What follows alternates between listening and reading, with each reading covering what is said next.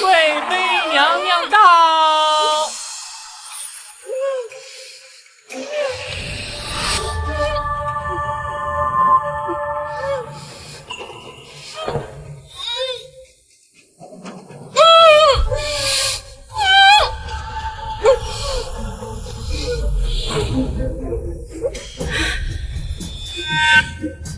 是你怎么来了？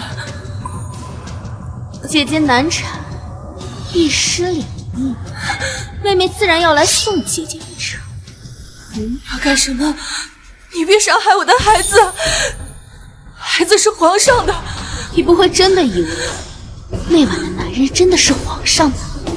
你什么意思？什么意思？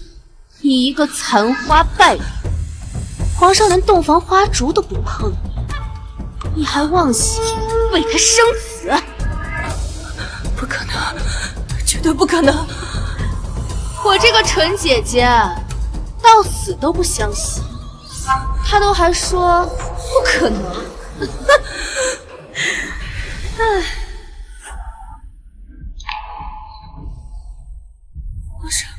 皇上，您来了对吗？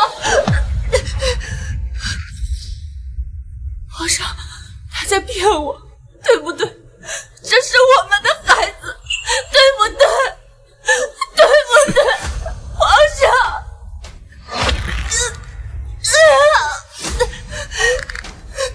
放心，皇上宅心仁厚，肯定不会怪你。毕竟6年前在公主府给你下药，找人玷污你，就是皇上安排的。说什么？不这样，皇上怎么给你雪中送炭，让你感动的嫁给他？他甘愿将你外祖父的兵权拱手奉上。你从6年前，你就在算计我！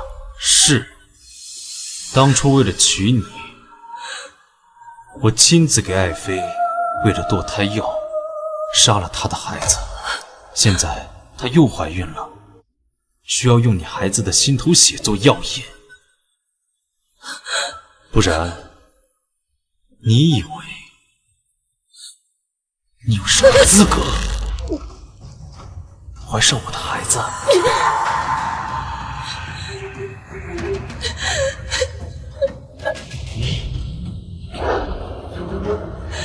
你们要做什么？欠了今天一闭，完了！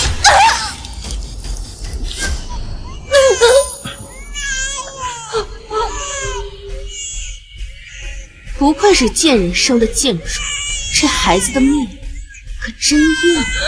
孩子，我的孩子，我求求你，我求求你了，你不要伤害我的孩子，你让我做什么都可以。取他心头血，别脏了我的手。不要，不要，不要，不要！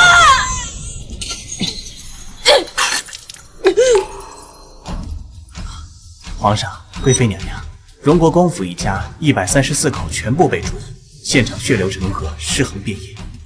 什么？唐蜜，神医又如何？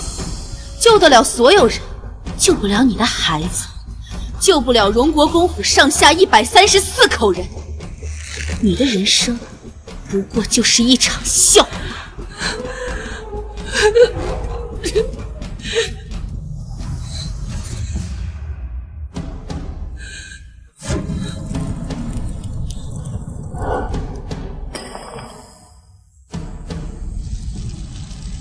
荣国公府心头大患已除，我们可以举办庆功宴了。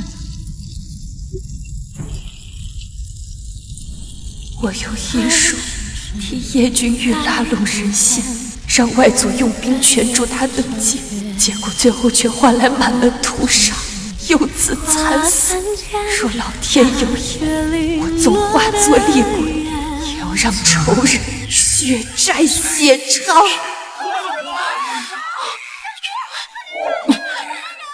的是浊水里把回忆洗一遍，从此不相见。我见过软雨开过的花，让酸到出梦话。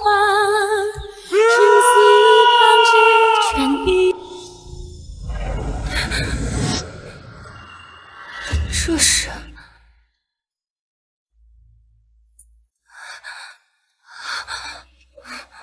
这里是长公主府，难道我重生了？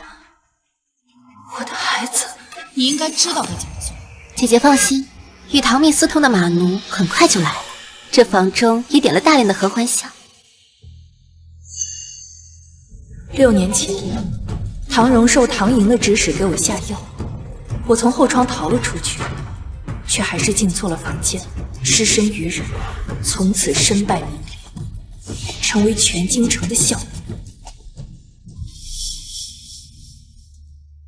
记住，我要让全京城的贵人都看到他下贱的样子。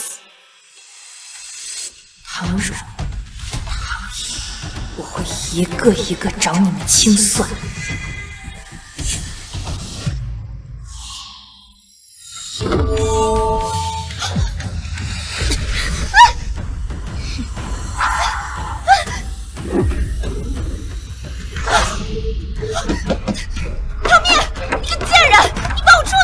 你准备的合欢香可不要浪费了，等一下好好享用，我的好妹。放我出去！你说什么？贱人，你快放开我！唐蜜，你不是要害我吗？今日我就让你尝尝这自食恶果的滋味，好让全京城的贵人都看看你下贱的样子。来人啊！来人啊！放我出去！贱人，放开我！今天来了好人贵女，你瞧见没？那唐家大姑娘美得跟天仙一样。是啊，以前从未见她出门，竟不想天下还有这样的角色。是啊，房内方才发出那种声音，谅他也不会再跑出来。不好，药效发作了。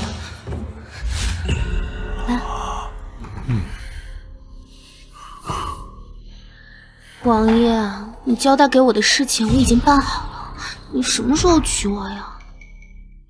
肚子里的孩子都等不及了。急什么？等我收拾了唐蜜，我自会娶你。蠢女人，等唐蜜因为失身成为众矢之的，本宫就能雪中送炭迎娶她。到时候她一定会很感激本宫，本宫就能借她外祖一家的权利，一步登天。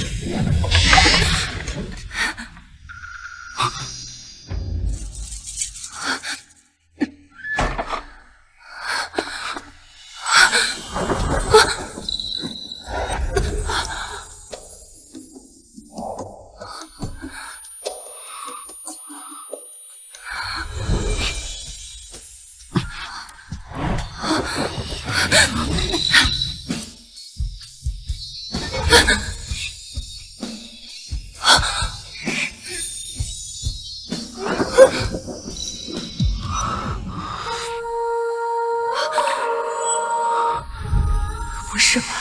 上一世我从后窗逃走，往右边跑；这一世我从前门走，往左跑，其实是一个方向。所以，他就是前世夺走我清白的男人。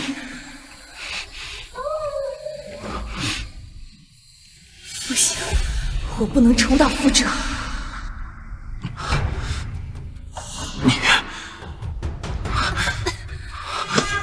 我知道你也中药了，你去找寒水石、蜜魔花，那是解药。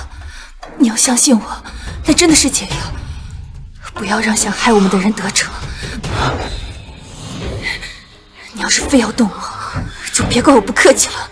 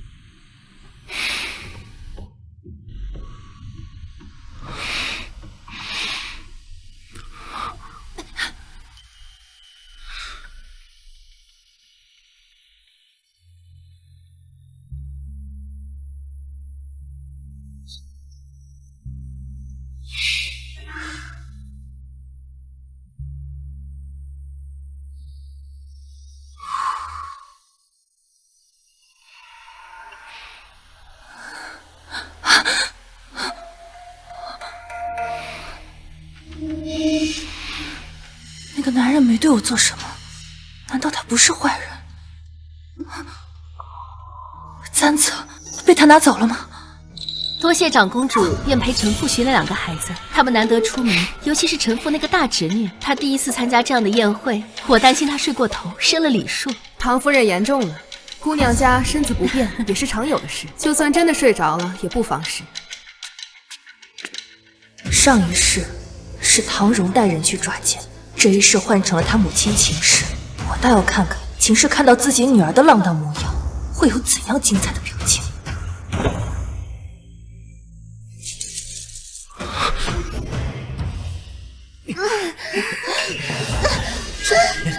这声音，竟然有人如此不懂规矩，敢在本宫的客院行如此阿杂之事！可能是那些个不知廉耻的下人在这里偷腥，咱们还是别进去了，免得误了眼睛。唐夫人，你刚才还找了唐家小姐这么半天，现在又拦在了门口，难不成这里面叫的正欢的女人是你唐家的人？是啊，长公主府可不是那没规矩的府邸，这要是传出去了，是会连累公主名声的。来人，将这门给本宫撞开！本宫倒要看看，到底是哪个不要脸的在此行脏事！是。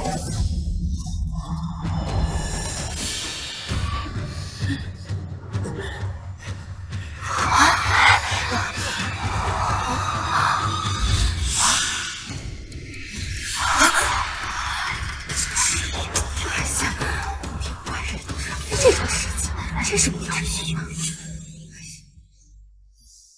啊！这光天化日的，竟就直接在地上，这未免也太不要脸了。这应该不是长公主府的下人，谁不知道长公主治家最是严明？瞧她头上还簪着金钗，像是哪家的小姐姐？是臣妇管教不严，请让这丫头在公主府行阿扎之事，臣妇实在是愧对公主。这人都没看清楚呢，唐夫人就开始道歉了？难不成这真是唐家的姑娘？唐家今日有2位姑娘来了客院，这里边的是哪一个呀？娘，我听着怎么有点像姐姐？这妹妹就这么说了。蜜儿她爹娘早亡，平日里一直都是老夫人亲自教导。老夫人家教甚严，谁知道这孩子竟做出这种事情来？你的意思是，这里边的是唐大姑娘？我之前还觉得唐蜜是个好的，想让她嫁进公主府，没想到她竟是这种人。大姑娘看着挺得体的，没想到竟如此不要脸，能在人家客房做出这种事情，不知道的还以为是什么勾栏女子。唐蜜，很快你就要沦为万人唾弃的淫妇了，看你还怎么跟我抢欲望。二婶，二妹妹。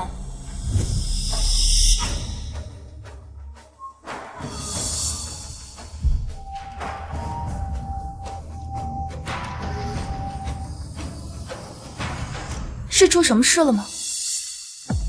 你怎么来了？那二妹妹觉得我应该在哪？见过长公主和各位夫人。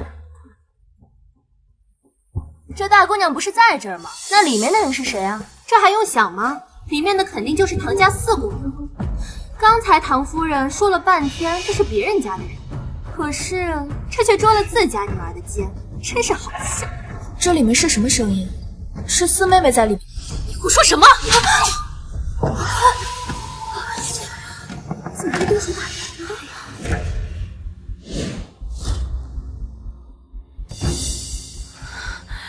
不知蜜儿哪里做错了，惹得二婶如此生气。蜜儿虽然自幼父母双亡，却也是祖母亲自教导。倘若蜜儿真的做错了什么，那也应该由祖母发落，不用二婶亲自动手。唐夫人，你只是她的二婶，你怎么能动手打人呢？是啊，不过就是问了一句，怎么就心虚成这样？可怜唐大姑娘父母早亡，在家中还不知道遇到多少蹉跎事。唐大姑娘的父亲，他当初也是战死沙场为国捐躯的，他再怎么说也是英烈之后。唐夫人，你过分了！公主息怒，我娘她只是一时情急，并非故意的。是臣妇怯远。我这一巴掌可不是白挨的，我会让你们知道什么叫做人言可畏。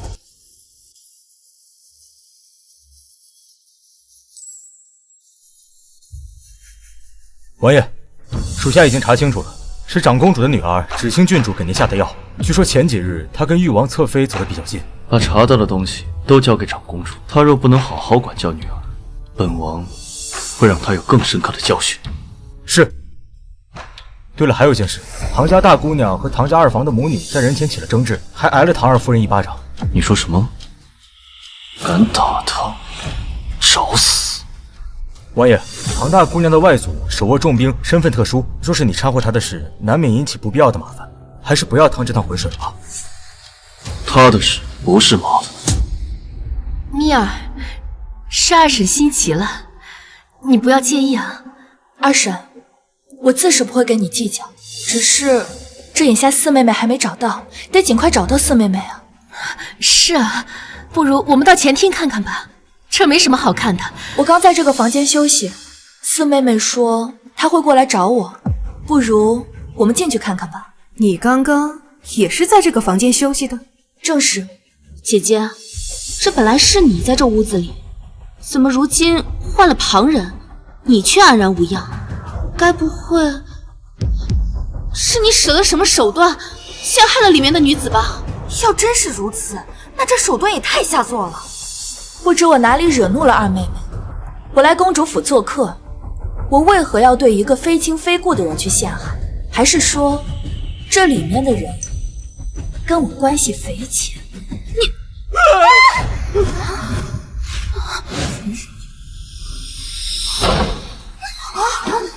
这是唐四姑娘。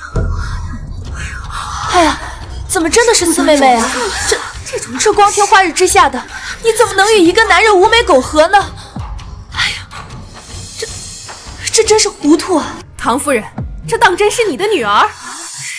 这到底是怎么回事？贱人，你竟敢害我！四妹妹，你这说的什么话？我什么时候害你了？唐荣，长公主在此，你有什么冤屈，尽管向公主禀明，相信公主深明大义，自会为你做主。请长公主为臣女做主，都是她陷害我的，是她故意把我和那个男人关在里面，还不放我出来。我们蓉儿一向遵守规矩，蜜儿既然用这种恶毒的法子陷害于她，蓉儿这一辈子都被她毁了。请长公主一定要严惩唐蜜。姐姐，你平时在府里为非作歹也就罢了，可今日在公主府，你怎能还在欺凌弱小？你这番做派，让四妹妹以后怎么见人啊？这唐大姑娘真是太过分了，竟然如此诬陷自己的妹妹，真是恶毒！都是自己家人，怎么会做出这样的事情？这唐四姑娘也太可怜了吧，竟然被唐姐这么陷害，也不知道唐老夫人怎么教的唐大姑娘。看着端庄贤淑，没想到竟然如此蛇蝎心肠。唐蜜，就算你逃过一劫，我也有办法让你身败名裂。他在哪？还不快带路！是。王爷向来不会插手这些事，对那个唐大姑娘这般关系，这也太反常了吧？唐大姑娘，你还有什么话说？臣女觉得冤枉。你还敢喊冤？四妹妹口口声声说是我把你关进门的，那我敢请问一句，这门上锁了吗？公主，老奴记得刚才门并未上锁。既然门未上锁，四妹妹故意说是我将她与那个男人关在里面，那这岂不是冤枉我？不可能！我知道了，一定是你用手拉着。你使那么大的劲，你手肯定受伤了，你快给大家看看。唐大姑娘这手不是好好的吗？怎么会？我记得之前拉门的时候手的确受了伤，能这么快就恢复，难道是那个男人？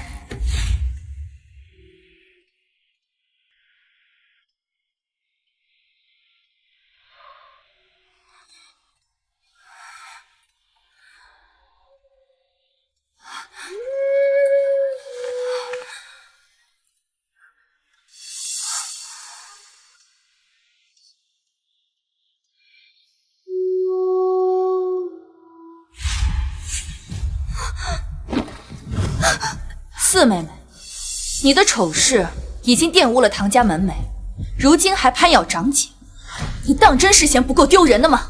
不可能，可能！明明出事的人应该是你，你为什么会没出事？我倒还想问问四妹，我头痛欲裂，浑身乏力，你把我扶进了这个房间，之后我睡着了，我怎么推你进的门的？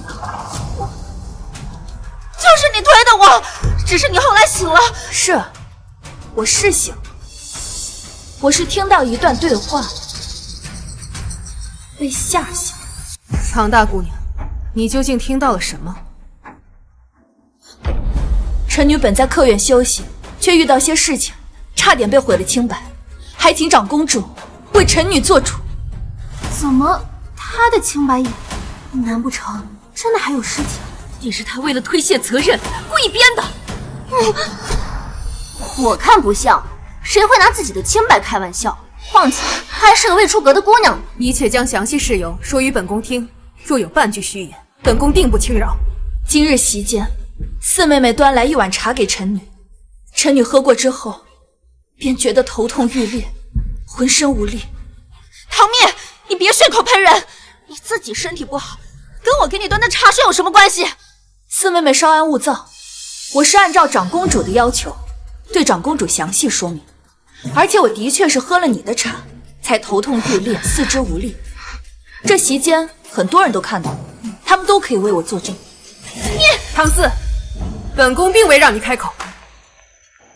然后，四妹妹带臣女去客房休息，臣女头晕的厉害，便被她扶到了这间房间。在这间房间点了什么香，臣女便睡过去了。隐隐约约中，听到了两位女子的对话，其中一位女子对另外一位女子说，让她找马奴来，侮辱臣女，还说要让全京都的贵人都看看臣女下贱的模样。臣女当时心里害怕极了，想着他们要是马上进来该怎么办，便立马跳窗逃了出去。如今想想，这声音还真是好生二声。贱人，你少冤枉我！四妹妹，我只是单纯的复述两人的对话，你这么着急跳出来，到底是真的清白，还是做贼心虚啊？长公主，如今想来，我今日遭遇的事情是有人刻意为之，喝茶头晕是设计，扶进客房休息是刻意安排，找男人来更是心思歹毒。倘若我没有听到谈话，恐怕现在就是我遭遇不测。臣女自幼父母双亡，一直恪守礼节，甚至足不出户，就是怕行错踏错，给王父王母丢脸。但是没有想到，他们还是不肯放过臣女，请长公主为臣女做主。这唐大姑娘也真是可怜，当年唐大将军英勇不凡，这唐大夫人也是秀外慧中，可没想到她现在竟然被如此凄凉。你先起来，去找人查验一下唐大姑娘喝的茶。是。幸好我提前让人将茶水处理了。长公主，只怕这证据已经被毁了。唐蜜，你什么意思？无凭无据，你却想给我们容儿泼脏水？大姐姐素日里就与四妹妹不和，平日里也是多次说谎针对她，今日怕是找不出证据，故意栽赃的。就是。唐大姑娘，姿势体大，若是你没有证据，本宫也定然不能轻信你。毕竟，今日受害的是你妹妹，而不是你。谁说他没有证据的？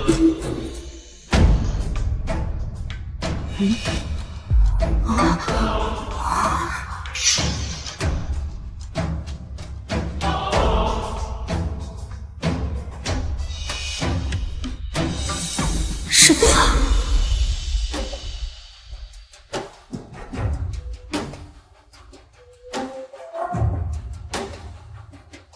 宣王，你怎么来了？听说姑姑在调查唐大姑娘重要一事，只是些内宅琐事，怎敢惊动王爷？他竟是宣王？没错。难道你知道内情？先前本王在靠院休息，恰好碰到唐大姑娘身体不适，连路都走不稳，就让人替她诊了脉，竟发现她被人下了药。竟真有此事！看来唐大姑娘没有撒谎，这唐四姑娘好歹毒的手段。王爷，您莫不是被长姐骗了吧？她惯会演戏，她……本王身边的侍卫多少会些医术，是不是装的？本王自己会看，还轮得到你来质疑？臣女不敢。唐四姑娘坏事做尽，唐二姑娘身为亲戚，不知训诫也就罢了，怎么还做起了帮凶？这难道就是唐家二房的家风吗？宣王跟唐蜜是什么关系？怎么这般维护他？今日不给一个交代，怕是唐荣会被追查，连累我和叶君玉就糟了。看来真相已经明了，唐二夫人，这就是你教出来的好女儿。以她今日对唐大姑娘所做之事，移交官府也不为过。娘，不如您先动手。娘，为娘还以为你说的是真的，一心护你，以为真的是你大姐姐害了你，没想到竟然是你想要陷害你大姐姐。为娘以前是怎么教你的？你太让为娘失望了，还不快给你大姐姐道歉！回去再向你祖母领罚。我不道。四妹妹，听话。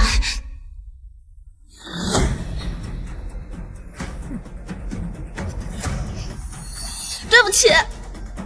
好一招先发制人，倒让长公主不好再处罚唐荣。行了，领他们回去吧。多谢长公主。慢着，唐四今日在本宫的寿宴上行如此阿杂之事，以后本宫不想在任何一个宴会上看到他。臣妇明白。唐英，你以为这就结束了吗？不，这才只是开始。长公主，宣王，您今日被人下药的事，本宫自会给你个交代。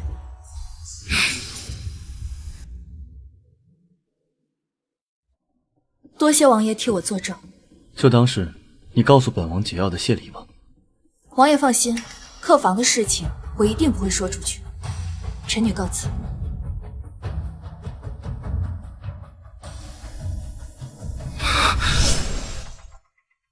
小姐，咱们找了这么久，终于找到你萱草了。啊！这怎么有个人啊？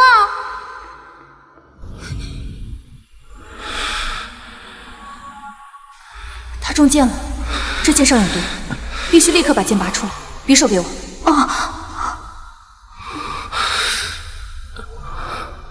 会有点疼，你忍着点。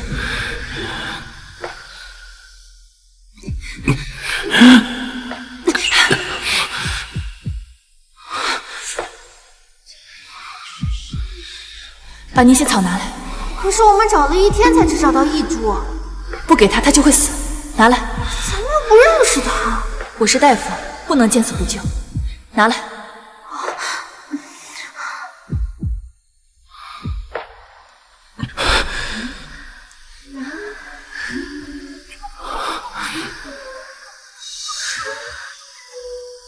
忍着点。唐蜜，一别经年，我终于找到你了。祖母，是唐蜜陷害我，你应该责罚她。蜜儿是我一手带大的，她的脾气秉性我最清楚。你谋害长姐，不顾至亲，现在给你2个选择：一，上山当姑子；二，嫁给那个男人。这个家里唯一对我好的人就是祖母，可惜2年后她却突然暴毙而亡。难道她的死也是拜二房所赐？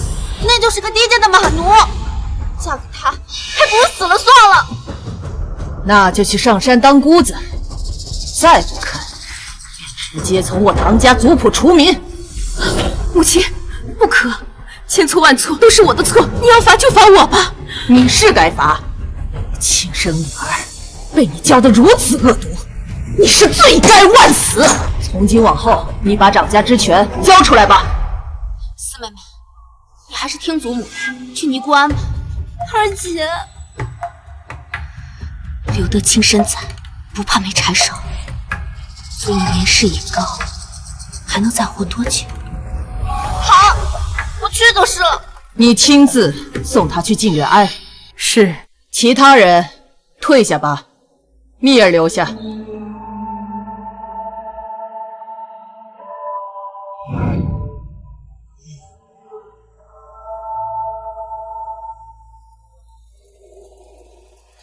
跪下！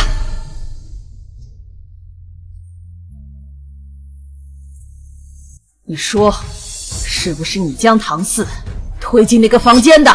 是。你。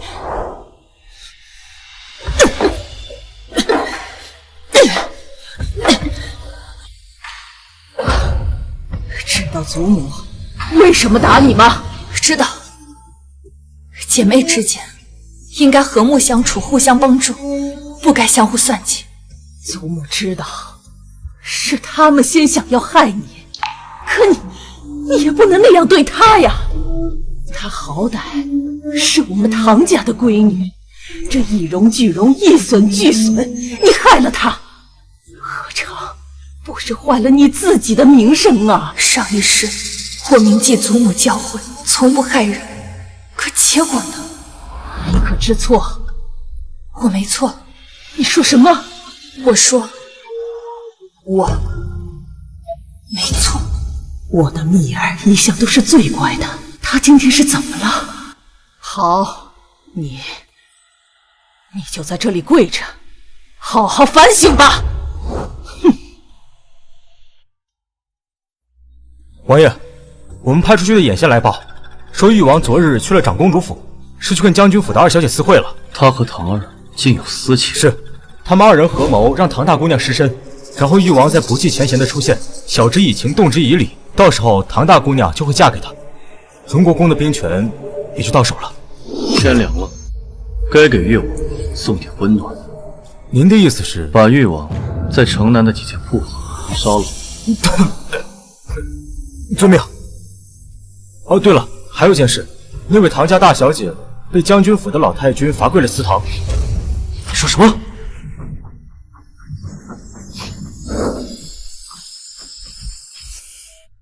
我就知道让人注意唐家是对的，王爷他这是坠入爱河了呀！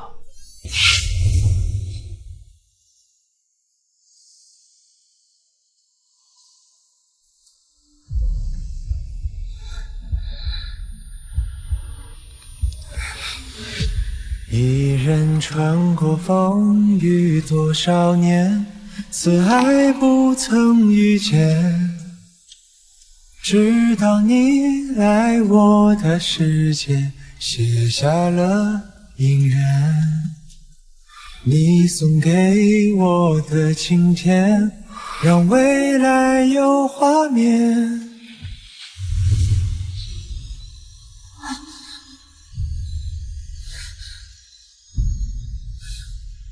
这是男人的皮肤，有人来过。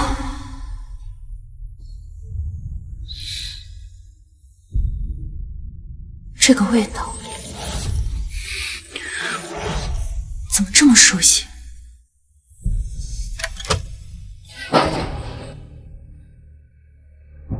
大小姐，老太君让老奴请您回屋休息。您别怪老太君，打在您身上，疼在她心里。嬷嬷，我知道的，我没有那么好歹不分。不是说万无一失吗？怎么没成？都怪我那个四妹太蠢了，竟然被唐蜜那个贱人给反害了。既然知道他蠢，为何还要让他动手？殿下放心，我已另有计策了。再过不了多久，就是花灯节。按照每年惯例，唐蜜会去集市上买一盏花灯，供奉他爹娘。届时，我当众故意弄湿他的衣服，殿下出现，趁机将自己的外衣借给他蔽体，授受不亲，殿下就有求娶他的理由了。这倒是个办法。记住，一定要万无一失。本王等不了了。小姐，奴婢今晚陪着您去买花灯吧。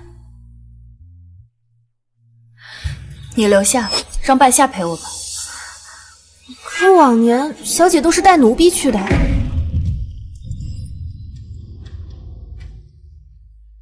前世临死前我才知道，福临一直是唐寅的人，而半夏为了护我死在了他的手上。这笔账我会一起清算。我这庄匣呀，有一些首饰，也不知是不是进了贼。这你是我最信任的人，你留下我才能放心啊。原来是这样，小姐放心，奴婢一定替您看仔细了。走吧。小姐，府里真的进了贼吗？要不要禀告老夫人？要不是留着福临还有用，他现在已经是个死人了。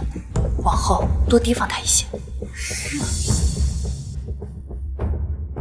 走，我们去那边看看。好，好！哎，小姐，你快看，真漂亮！姑娘，我这每盏花灯下面都有对应的签文，你可以选了，我帮你解签。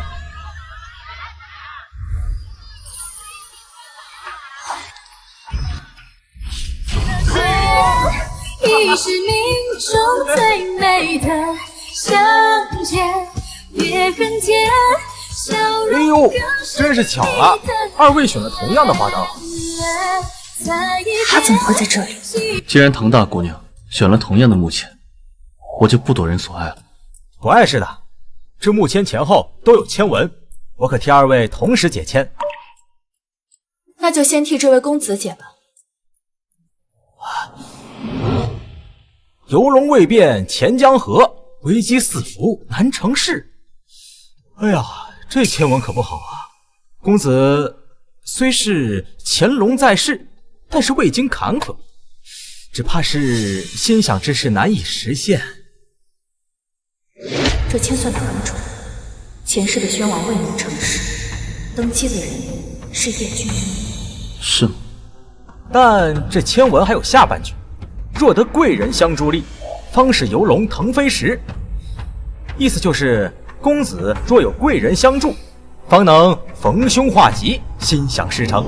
这样子，你再帮这位姑娘看看吧。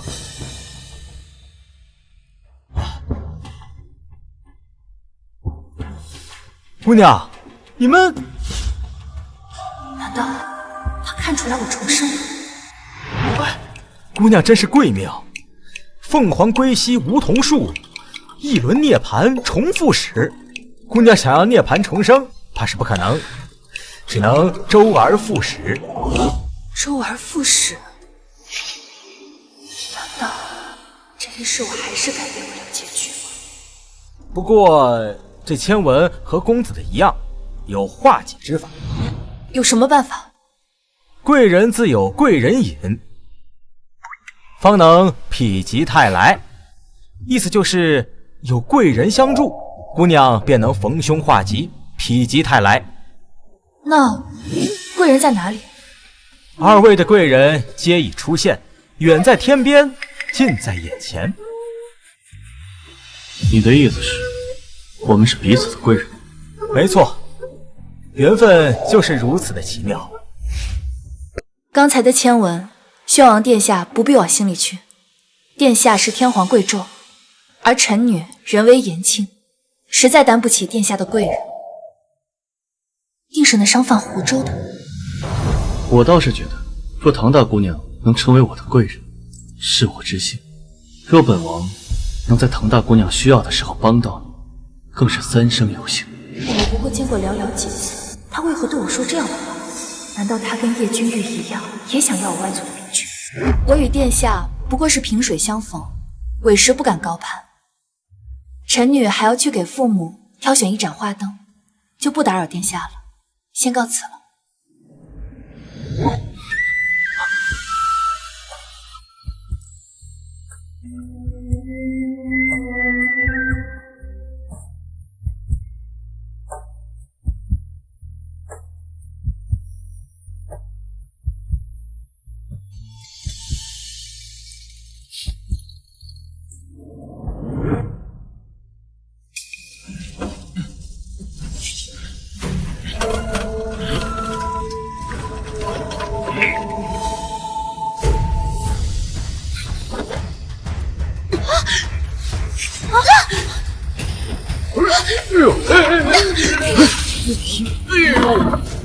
小姐，你没事吧？前面发生什么事了？怎么撞到水车了？全部都淋湿了。站住！宣王，你要干什么？这话应该是我问你吧？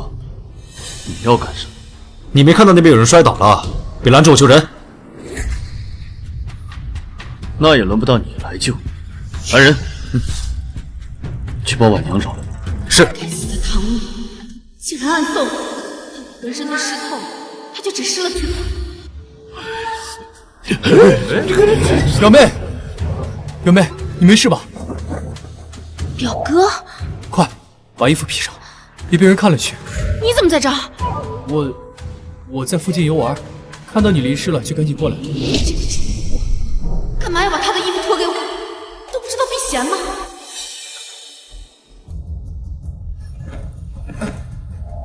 谁让你多管闲事？看来有人要搬起石头砸自己的脚。殿下，婉娘来了。婉娘，把我的披风给她。是。唐大小姐，夜寒如水，你先披上本王的外衣吧。不必了。不用跟本王客气，你的衣服湿了，这样不方便。姑娘，我这里有一件干净的披风，送给你穿吧。我也是女子，不会影响姑娘的清誉的。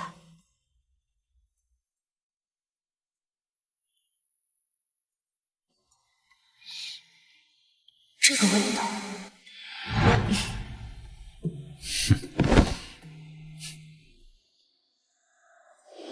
小姐，今天真是吓死奴婢了，你没事吧？我没事。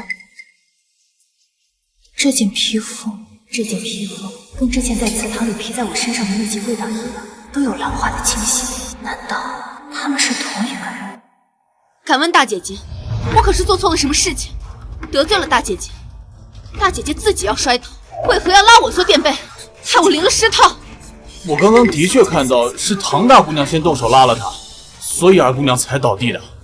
这个唐蜜也太过分了，自己的清白一点没损，她的亲妹妹损了清白。唐蜜，你好恶毒！我恶毒？那既然骂名都背上了，再不做点什么，岂不是可惜了？你什么意思？表妹，大姐姐为何要打我？我走路走得好好的，你到背后来推我，打你2下，这都算是轻的。那你说是唐莹先动的手？我没有，少在这诬陷我！我摔跤的时候并未回头，谁推了我，我就顺势拉了他一把，真凶一目了然。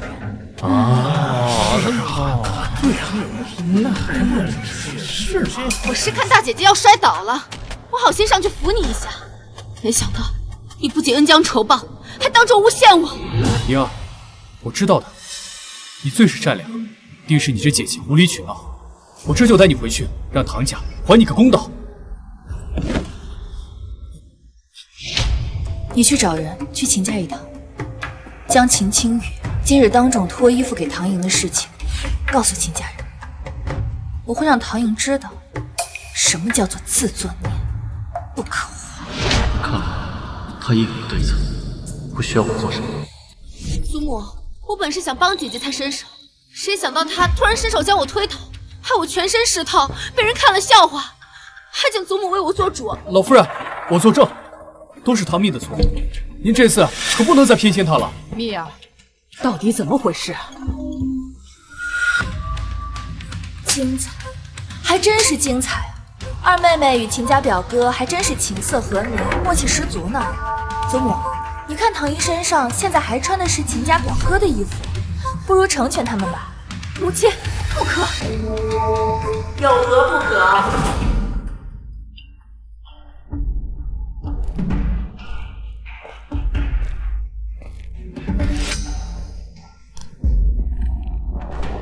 大嫂，你怎么来了？今晚青羽在集市上救了唐颖一事，现已传得人尽皆知。而我秦家素来重视礼法，我看不如就将他二人的婚事定下好。不行！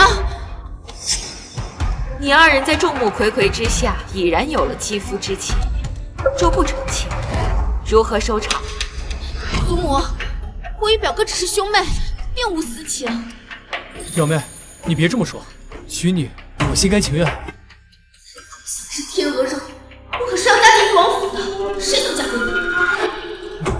哎呀，刚刚没听错的话，二妹妹不是说，要是没有你的秦家表哥，你今日就都被人看光了。此等恩情，那定是要以身相许啊！没错，我儿是你的救命恩人，所以必须嫁给你。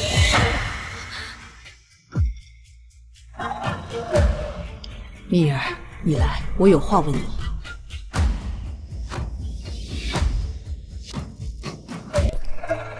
蜜儿，我问你，祖母，当真是你二妹先推你的？祖母，我知道您不愿相信，可当时誉王就在不远处，我不过施了些裙摆，他就急不可耐的要把自己的衣服给我。您觉得这正常吗？这么说，他跟誉王勾结，想婚你清白？包括上一次在公主府，以四妹妹的脑子，根本就想不出这样的计策。他怎么敢？祖母，别动气，祖母。蜜儿，这件事情祖母给你做主。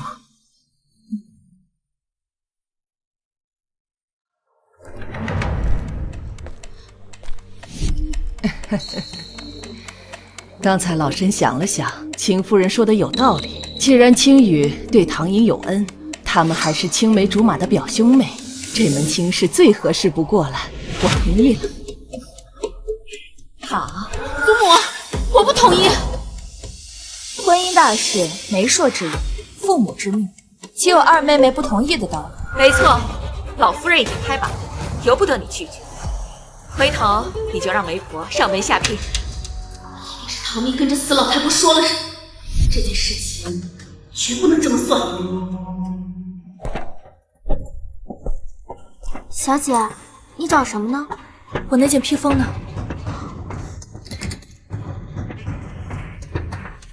在这儿。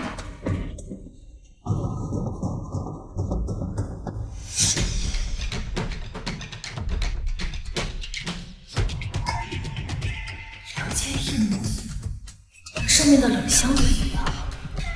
给我披风的人到底是谁？王爷，祖母要将我嫁给表哥，请您帮帮我。你怎么办是的？本王叫你想办法，让唐蜜被淋湿，你倒好，自己被淋成落汤鸡。现在偷鸡不成蚀把米，还想求本王帮你？王爷，我对你一片真心，你是知道的。今日之事真的是意外。本王还是那句话，唐蜜嫁到王府，你就是本王的侧妃。她若嫁不成，你也嫁不成。是。找机会让她去白马寺，我自有办法。你是说叶君玉和唐颖又私下见面？我们派出的暗探隐约听到说什么白马寺。叶君玉觊觎唐蜜外族的兵权，不会善罢甘休。紧盯誉王府的一举一动，唐大姑娘若出事，本王唯你们是问。是。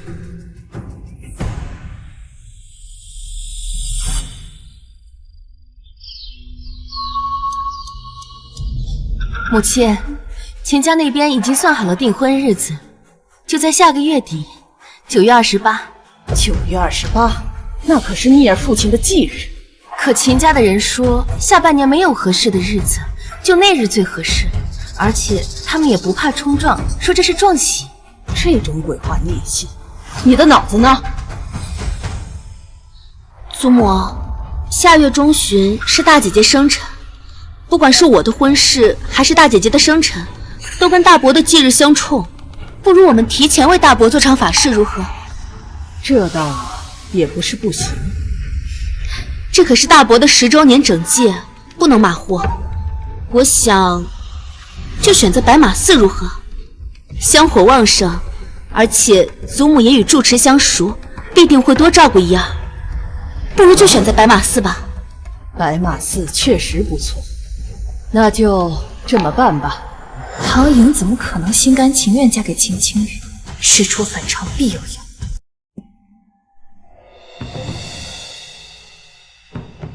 阿弥陀佛。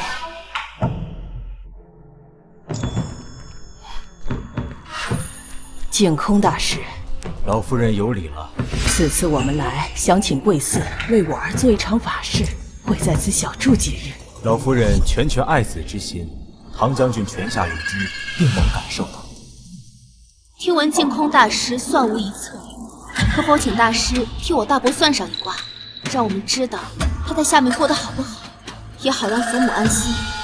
既如此，老衲就替唐施主算上一卦吧。那有劳大师了。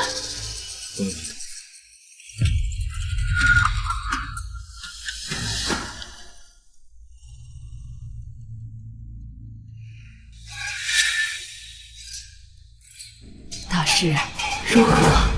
老夫人，此卦为两面鹰，乃是大凶之卦。唐施主他在下面过得不好，他前世沾血无毒，只怕到了阴间会受重刑折磨，尚未赎清罪孽。祖母，敢问大师，我父亲戎马一生，护国家安定，保百姓平安，最后的一滴血都是在战场上流的。我父亲有什么罪吗？他需要受什么罪？阿弥陀佛，唐施主身为武将，杀戮太多，我们都要为自己所作所为付出代价。唐施主在世时受万民敬仰，这些都是他的业，他的账，这些都是要他自己还的。作恶多端之人，死后才会遭报复。大师天天替别人算卦，什么时候也替自己算一卦？姐姐，你怎么能这么说净空大师？人家也是好心指点，大伯在地下受苦，你这个做女儿的倒是一点也不着急。这卦老衲本不该比，你们若是不信，就当老衲有阴德白损就是了。大师莫生气，小孩子不懂事，请您多担待。蜜儿，不许胡说。祖母，父亲没有罪孽，他那样好的人，需要赎什么罪呢？蜜儿，祖母也不愿意相信，可是这种事宁可信其有，不可信其无啊。你父亲要是在下面受苦受难，我们忍心看着吗？有些人自己过得有滋有味，连自己的亲生父亲都不忘，真是不信。你给我闭嘴！大师，我儿的业障可有化解之法？山上的神庙旁边有个天池，天池里的神水可以净化一切杀孽和业障，只不过这神水需要他的儿女独自上山去取。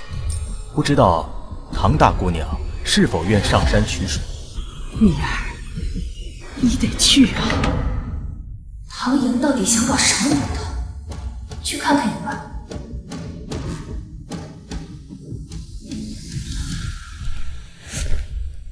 小姐，我们带这么多草药干嘛？这些药足够放倒不少人了，以备不时之需。他们最好别犯在我手上，不然我亲自让他们下去给我父亲赔罪。我走了。小心点。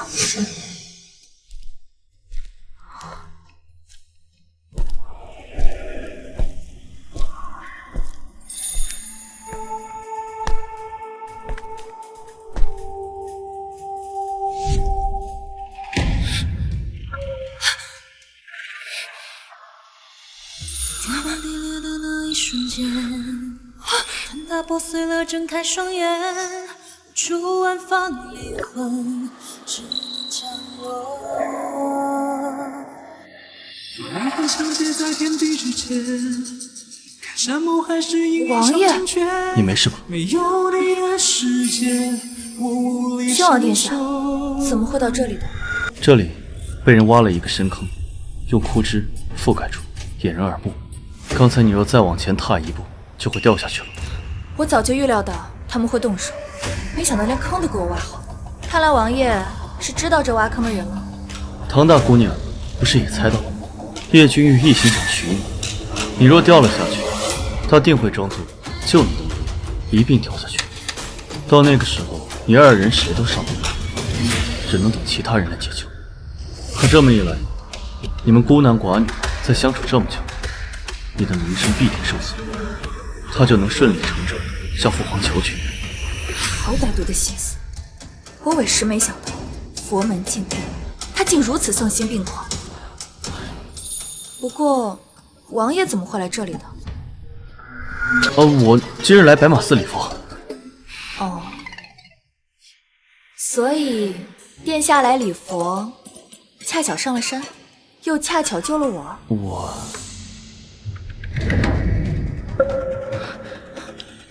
有人来了，先避一避。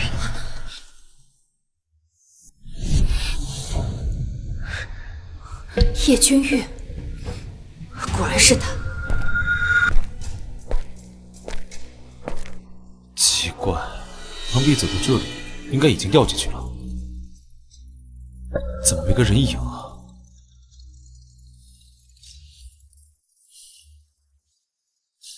你上山是不是要去神庙旁的神水？你连这个都知道？你只身一人前去不安全，我陪你去吧，免得你遇到叶君玉会有不必要的麻烦。王爷同样是外男，我怎么知道跟你一起走就没有麻烦？唐大姑娘，不必对我如此害怕，我可以保证不会对你做什么，更不会伤害你。说什么不会伤害我？可上一世在公主府，等我醒来之后，他早已没了人影，只剩我一人留下，受尽千夫所指，被人辱骂唾弃。他来了，再不退就来不及了。我脚扭了。来，我背你上山。来，可是上来。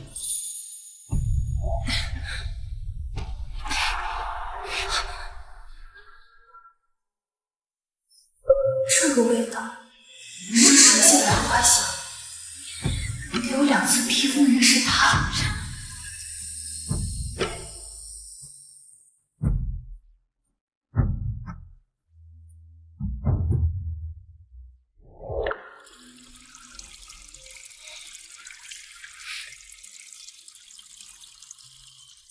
走，我送你下山。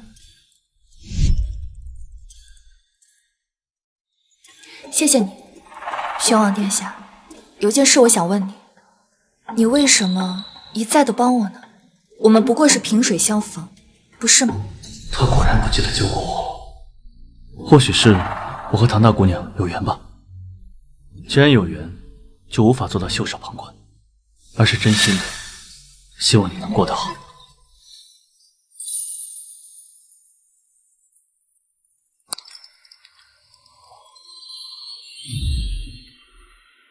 前面就到了，你放我下来吧。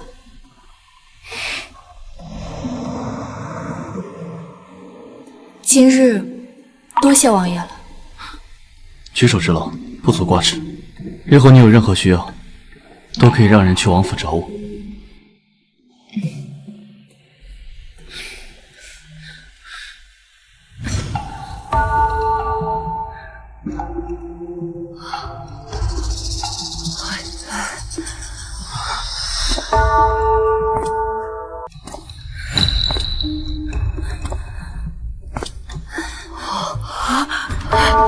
小姐，唐蜜居然回来了，不应该呀！玉王不是说让人挖了坑，等着唐蜜掉下去，他才下去施救的吗？蜜儿，你回来了，你受伤了。祖母，我脚扭了，快让人去请大夫。母亲，寺庙哪有什么大夫，还是等回府再说吧。不知姐姐的神水取到了没有？我受伤了，所以你没有取到神水，那后面的法事还怎么做？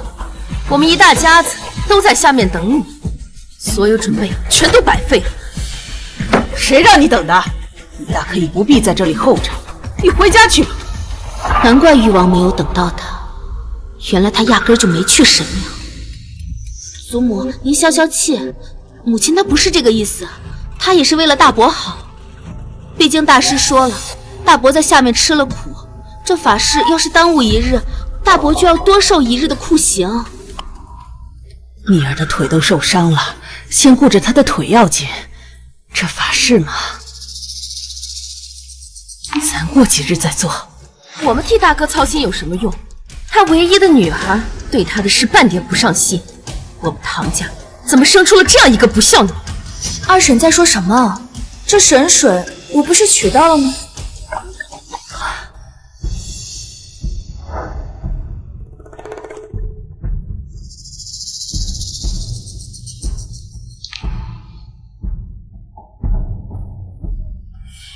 姐姐不是脚扭了吗？怎么可能去神庙取到水呢？这真的是神水，不会是你从路边随便找来糊弄我们的吧？取自神庙，岂能有假？我虽然腿受伤了，走得慢了些，但事关父亲，再难我也得将水取回。蜜儿，你是个好孩子，奶奶就知道你是个孝顺的孩子。如果是真的，他为何没有掉进坑里？誉王不是说他做了完全准备吗？快去将净空大师请来。我去请吧。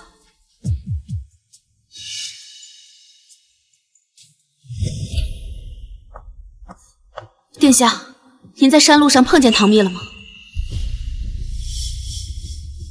没有。你不是说他肯定会去神庙吗？我在必经之路守着，等了半天，连个人影都没有。白忙活那么久，那他取的神水应该是假的。等做法事的时候，我再揭穿他。没有了神水，法事就会推迟。唐蜜也得留在白马寺，我们可以再找机会。本王再给你最后一次机会，希望这次别再给本王搞砸了，否则别怪本王没有耐心。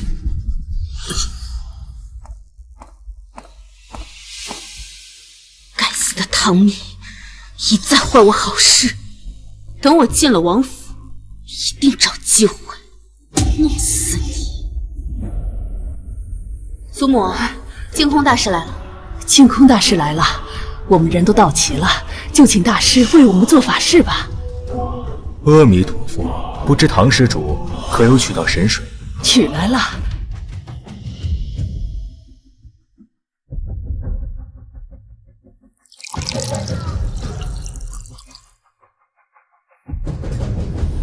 净空这个表情是什么意思？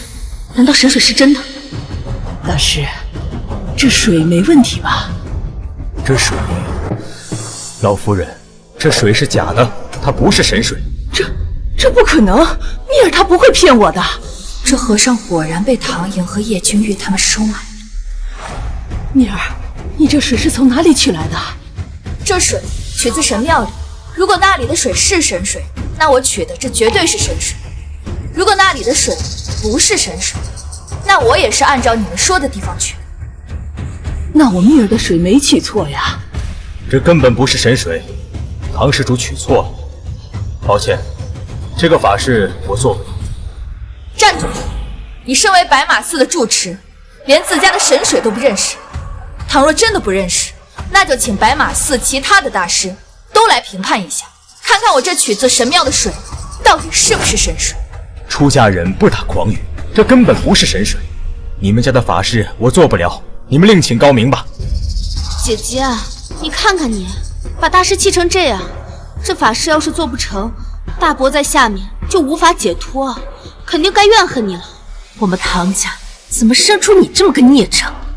大师，您别生气，这小姑娘家的不懂这些事儿，这中间是不是有什么误会啊？大师，您再看看这水。不用再看了，我说它不是神水，它就不是神水。净空大师好大的口气，本王怎么不知道一个白马寺住持也能对香客开这么大的口？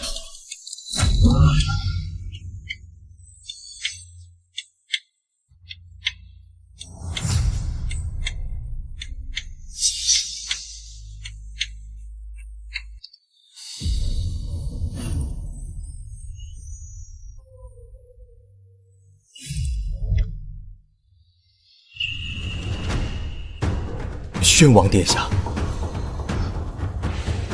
本王怎么看你的玻璃就是神水？这……去把白马寺的所有大师都给本王请来，本王倒要看看这白马寺还有没有慧眼识珠的人，还是都是有眼无珠之人。是。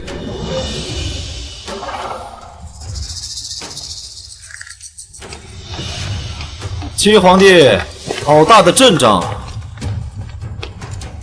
不知道出了什么事情，需要出动寺里这么多大师。连皇兄都惊动，可不算大事吗？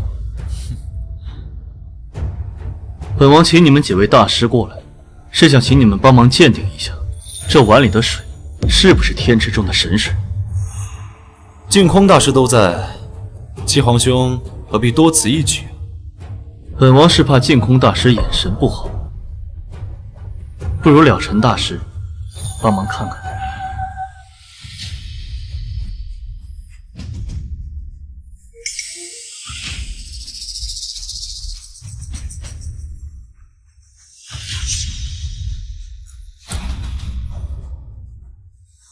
这的确是我们天池的神水。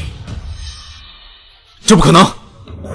一般的水都是无色的，神水则是呈淡蓝色，并且有一点硫磺味和甜味。老衲方才尝过，不会有错。净空大师，你身为寺庙住持，连自家的神水都分不清，依我看，这个住持你也没资格再做了吧？老衲。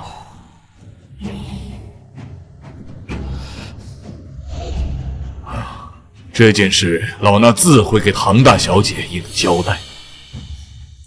家父10周年忌日，还请了尘大师为家父做法事。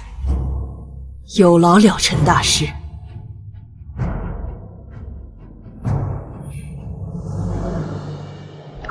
唐施主一生戎马孔总，为国为民，大忠大义也。老衲能为他做法事，是老衲的功德。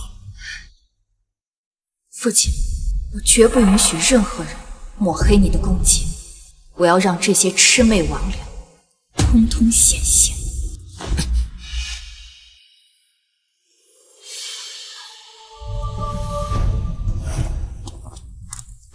现在怎么办？如果誉王娶不到唐王，你也别想进王府了。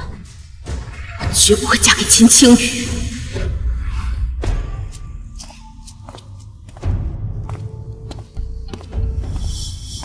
母亲，四妹妹当姑子的尼姑庵就在附近，待会儿去看她时，把这套衣服和面纱带给她。这是何意？我已经让人约了秦青羽，今日晌午在白马寺和尼姑庵中间的树林见面，到时候四妹妹代替我去。你要把秦青羽推给你妹妹？娘，四妹妹已经名声尽毁，根本就嫁不出去了。你难道想让她在尼姑庵里孤独终老吗？只要坐实了和秦青羽的亲密关系，我就可以退婚，四妹妹也可以离开此处，岂不是两全其美？好，我这就找她去。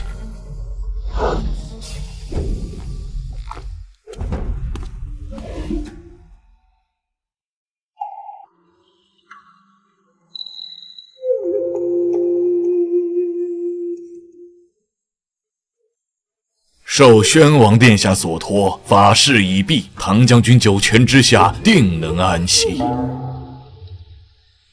多谢大师。谢谢。如今法事已经做完，我们也该告辞了。老衲也该告辞了。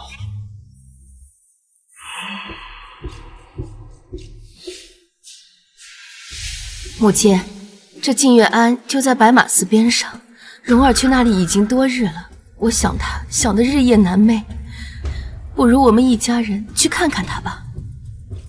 我让她在净月庵思过修行，需要静心。这么多人过去，她的心又该乱了。她也是我身上掉下来的肉啊，也是你的亲孙女，你就疼疼她吧。祖母，我们只去看一眼，不打扰，可好？罢了，都一起过去吧。这对母女挤眉弄眼的，又在搞什么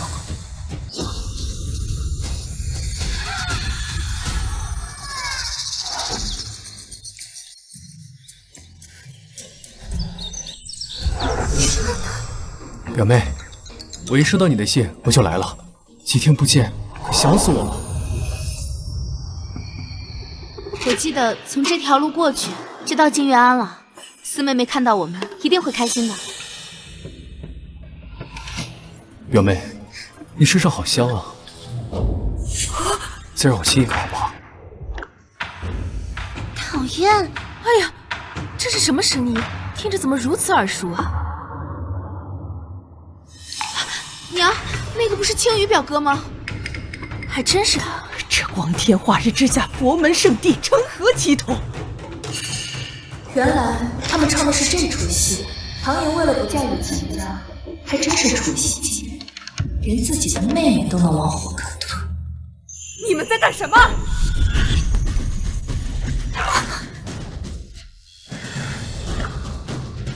见过老夫人，姑姑。秦青雨，你可知这是什么地方？岂容你如此放荡放肆？老夫人莫怪，我也是太过思念表妹，才会忘了分寸。不过我们快成亲了，做些亲密的事也不为过吧？成亲？你身边的那位女子是谁？她是我表妹啊。表哥，你何必睁眼说瞎话呢？既然你已心悦旁人，又当众做出这种事，我们的婚事还是作罢了。我是绝对不会嫁给你。表妹，你怎么在那儿？那他是谁？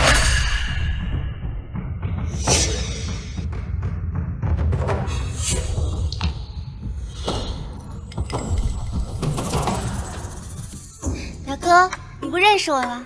我也是你的表妹啊。怎么是你？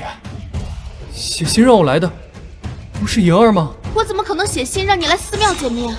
表哥，你这番话不仅污蔑了我四妹妹的清白，更是玷污了我的名节。跟秦家这门婚事，我是不能要了。要是我四妹妹，你们秦家娶定了。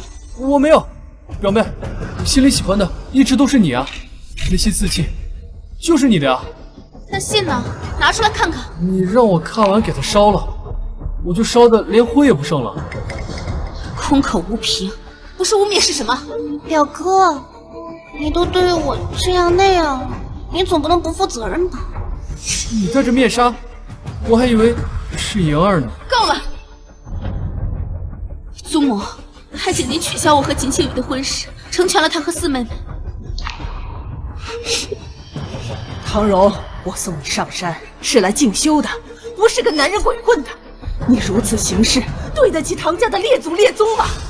母亲，事已至此，您再骂他也不用了，还是让秦家早日下聘，将他娶回去吧。不行，我不同意。表哥，在我心里，你一直是一个堂堂正正、顶天立地的正人君子，你可千万别做让我失望的小人啊！唐莹这招够损的，给人家下套，还说这种话刺激他。秦青雨碰到他也是倒霉。可是别可是了，你不嫌丢脸，我们唐家还嫌丢脸。你和唐英的婚事取消，替换成跟唐荣成婚，就这么说定了。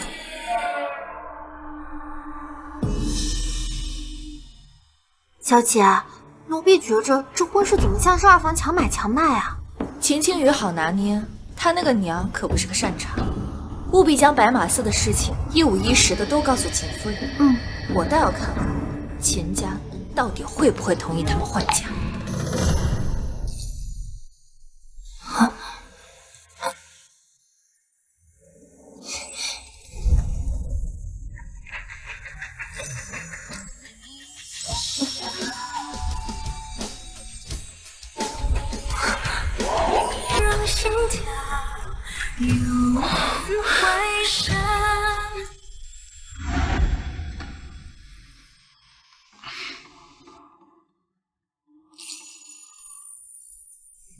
谢谢殿下。不必客气。先前我被净空大师刁难，也多亏了你及时找其他大师过来帮我作证。神水是本王陪唐大姑娘取来的，自当善始善终。殿下帮了臣女那么多次，臣女实在是无以为报。我不需要你的报答，只要你开心就好。这个你拿着。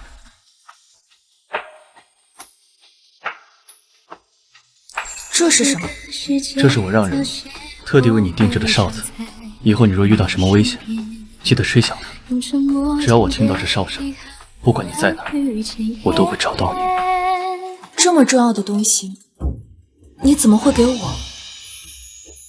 重要的东西，给重要的人，才算物尽其用。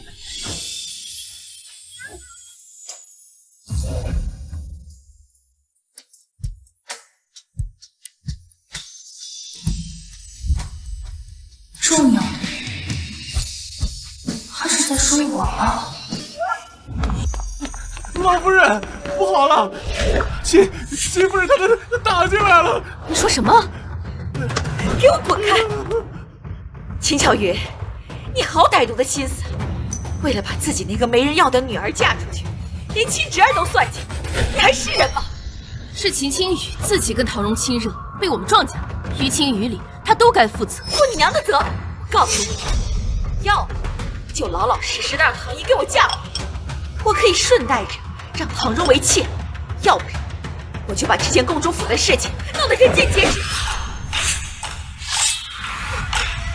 嫂子，蓉儿也是你的外甥女啊，你要是在外面乱说，会毁了她的。要真闹起来，青雨脸上也不体面。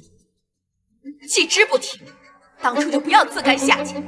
怎么，事情的唐荣做得，旁人说不得？母亲，够了！秦氏，这件事你自己跟大嫂商量好。如果因为你们母女辱没了我们唐家的门楣，我定让老二给你一纸休书。听懂了吗？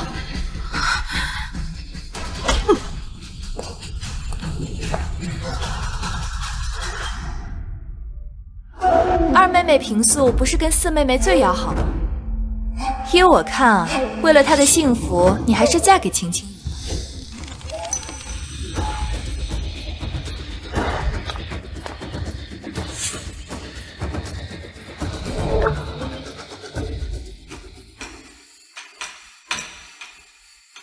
大嫂，听说大哥前几日在赌坊收了不少银子。这样吧，要是你答应让蓉儿代替宁儿嫁过去，我多给点嫁妆，帮你们填了窟窿。当真？自然。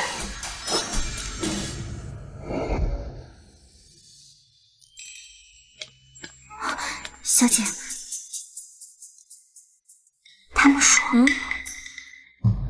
就是这样。帮还赌债，这二婶还真是为了把唐荣嫁出去出手阔绰啊！除了唐荣，回头唐莹要嫁给叶君玉当侧妃，还得拿不少嫁妆。二老爷官职低微，能有那么多银子吗？如今二婶已经不再执掌中馈了，府里的银子拿不出来，想必会另动歪心思。给我盯紧他。是。哦，对了，刚刚奴婢回来的时候，听到二小姐吩咐婢女将新做的衣裳和新买的胭脂水粉送到房内，像是要精心打扮的样子。可是近来也没有听说要什么宴会啊。没有宴会，那就是私会了。前世临死前，唐莹说叶君玉为了娶我打掉了他的孩子。算算时间，他们最近该圆房了。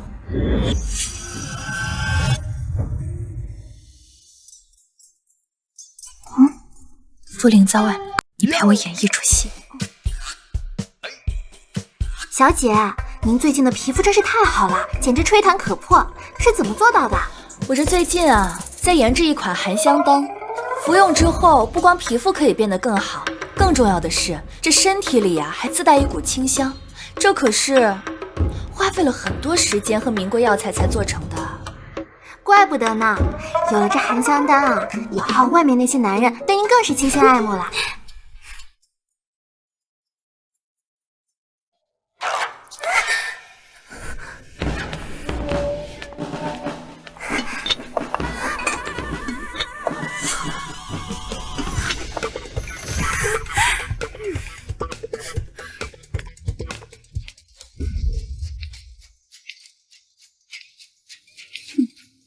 小姐，这含香丹到底有什么作用啊？一旦服用了之后，毒素就会在体内蔓延。若是行了房事，会怎样？断子绝孙。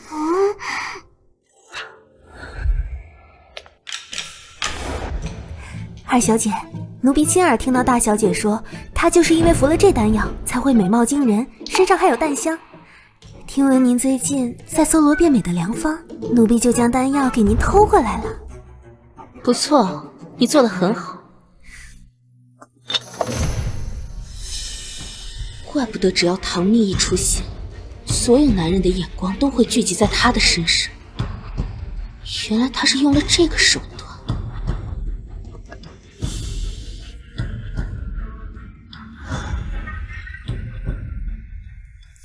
有了这丹药，誉王殿下定会对我欲罢不能。如果能怀上他的孩子，哪怕日后唐蜜嫁进王府，也没法跟我比。备车，今晚我要出门。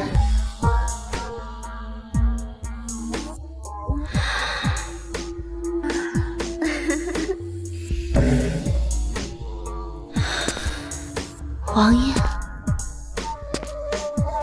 来呀！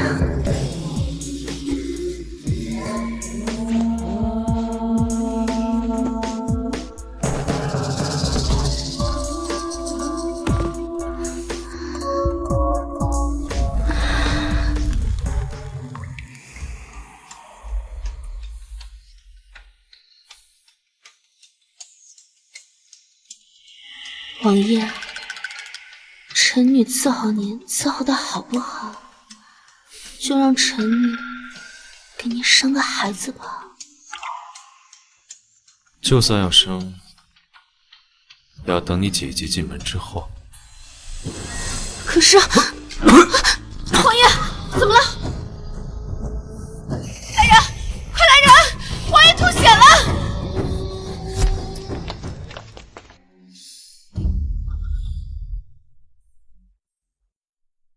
太医，誉王他怎么样了？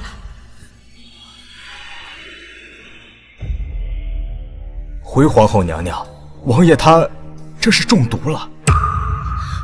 可他的吃食你们都检查过了，没有问题呀。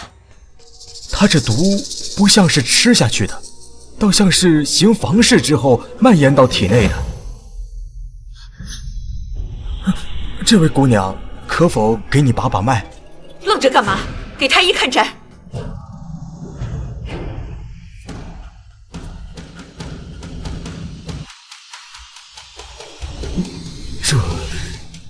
这是催花之毒，主要的毒素是在这位姑娘的体内，一旦圆了房，王爷也不能幸免。而且这样的毒素对男子危害极大，所以王爷才会吐血昏迷。那可有解药？此毒不会伤及性命，但什么？但会对男子绝嗣。你说什么？贱人，竟敢为我儿下毒！皇后娘娘，臣女冤枉，臣女什么都不知道。姑娘，你最近是不是服了什么药？还有印象吗？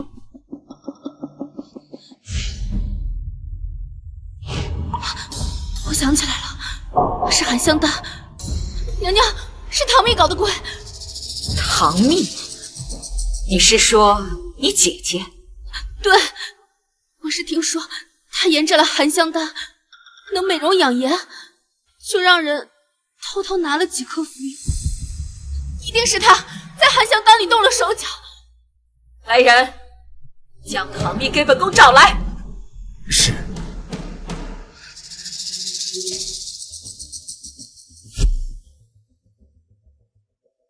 参见皇后娘娘。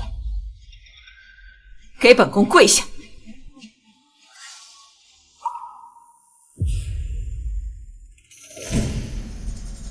不知皇后娘娘深夜找臣女过来，所为何事？听你妹妹说，含香丹是你研制的，太医已经看过了，含香丹内有剧毒，我儿现在还昏迷不醒，皆是拜你所赐。你好大的胆子！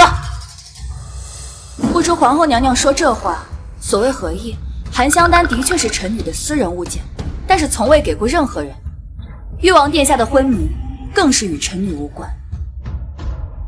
东西是唐莹从你那里拿来的，你肯定有解药，把解药交出来。我没有解药，誉王殿下的病也与臣女毫无关系。娘娘若是要问罪，怕是找错人了。本宫不管是你还是唐莹，玉儿因此要是断子绝嗣，你们唐家人一个都跑不了。恕臣女无能为力。唐妮，你就不怕本宫一怒之下杀了你？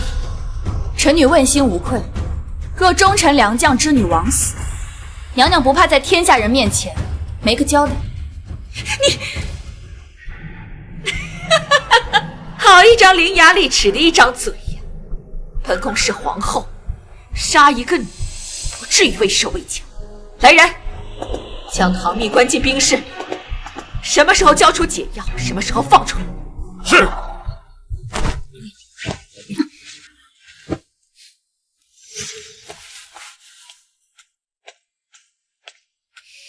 还有你，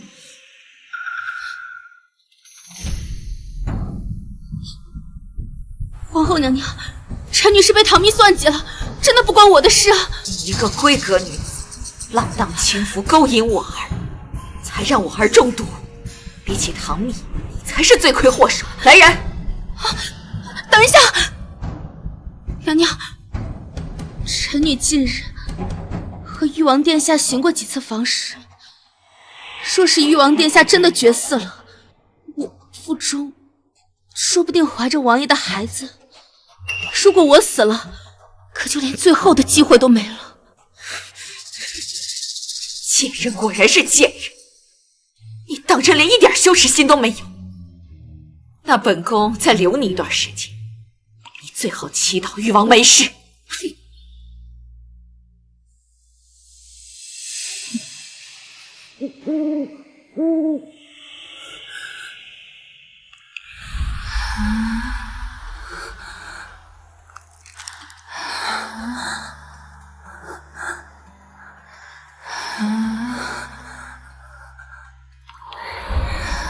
虽然来之前我已经跟祖母说过，说我一个时辰未过，就请他拿着御赐宝剑进宫领圣，可真在这里待几天，多半会生病。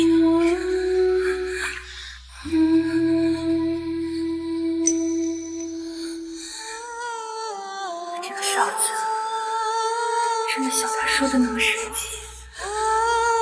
如果对上皇后，他还会愿意救我吗？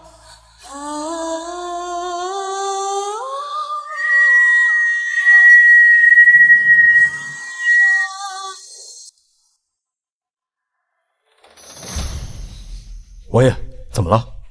他有危险。他是谁？谁有危险？这个方向是誉王府，找一队精锐，跟我去誉王府救人。是。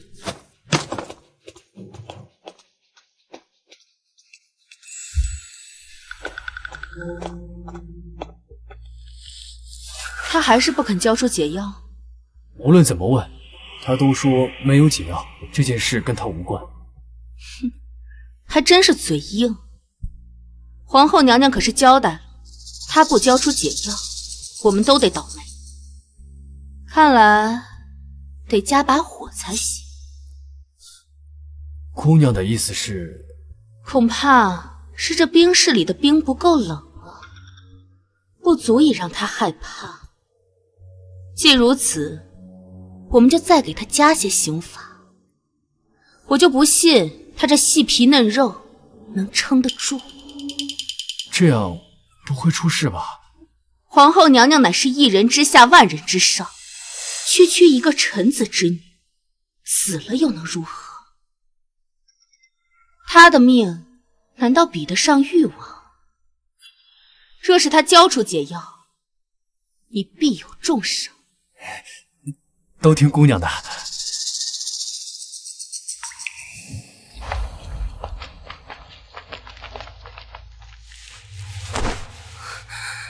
姐姐，我奉皇后之命再来问你一次，解药在哪？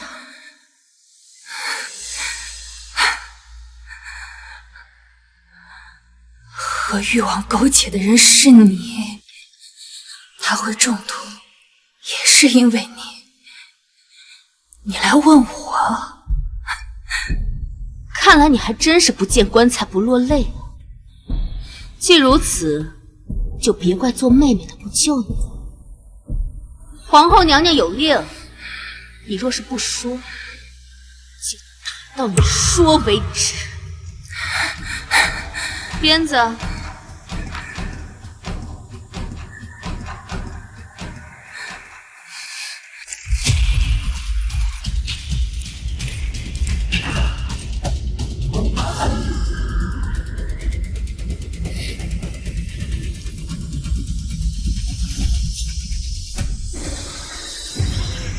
宣王，他的胆子！这里是誉王府，请你带兵善守。本王是来找人，无意惊扰母皇的誉王。只要你们将唐蜜交出来，我立刻离开这里。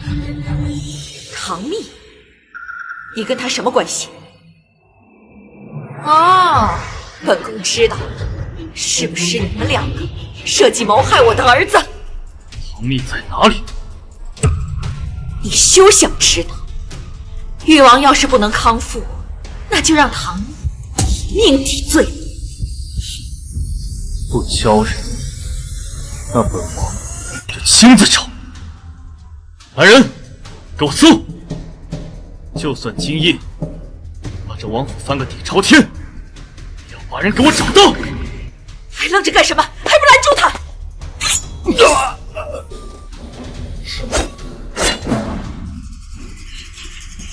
竟然敢以下犯上！本王把话放在这儿，今日唐蜜在誉王府出了任何意外，就让这整个誉王府为他陪葬！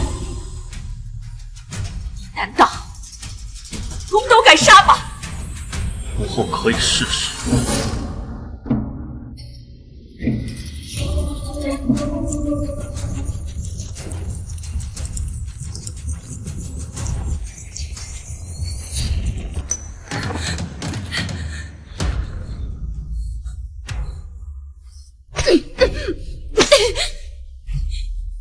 姐姐，这冰势寒冷，你若是失血过多，恐怕性命难保啊！你有本事就打死我！催化之多，断子绝孙，他注定登不上这皇位。你也休想怀上他的孩子，只能给我陪葬！你胡说什么？把解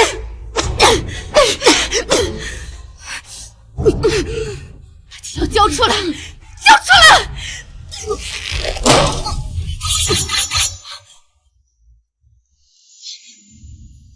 容风翻动我过往篇章，用笔墨写我荡气回肠，总要看着命运速。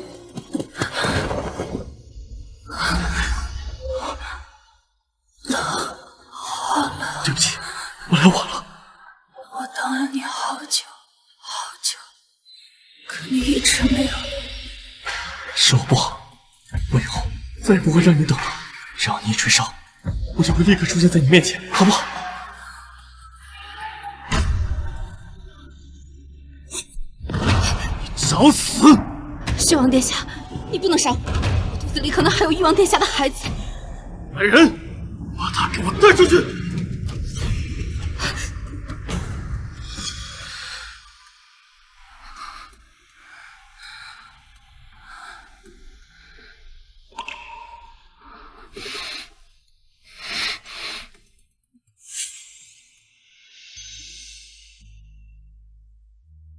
都给我杀了！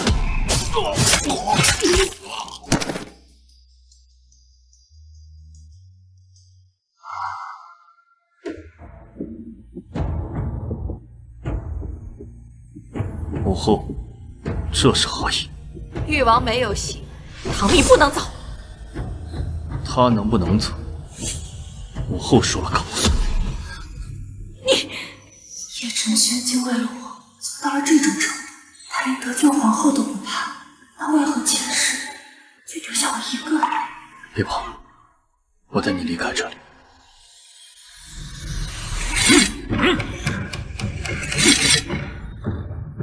皇上驾到！都把兵器给朕放下！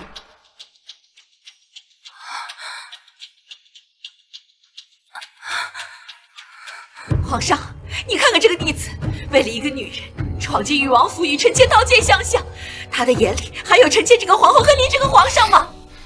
宣王，你要干什么？皇上，是我向宣王殿下求救，若不是宣王殿下及时赶到，恐怕臣女已经……蜜儿，蜜儿，你没事吧？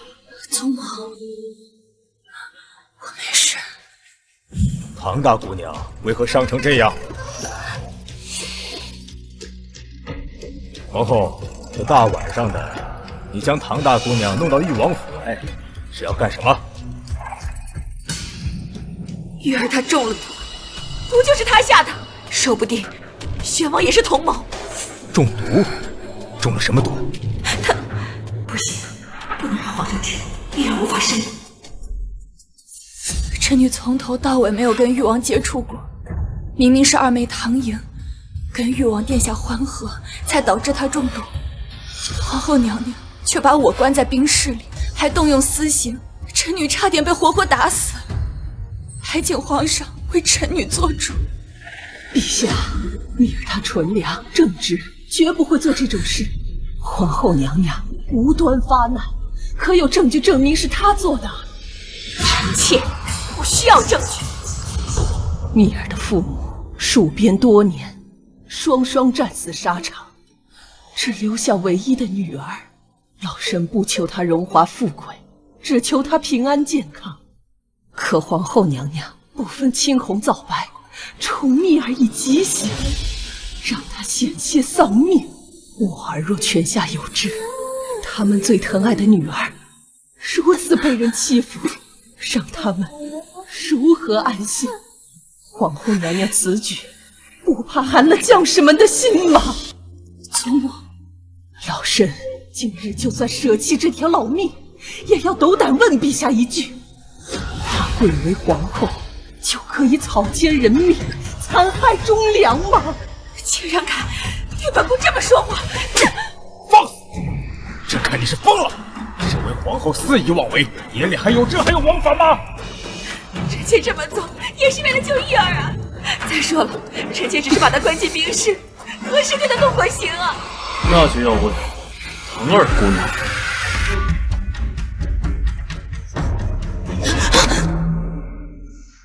父皇，儿臣刚从冰室救人的时候，就看到唐寅手里拿着鞭子，意图勒死唐蜜。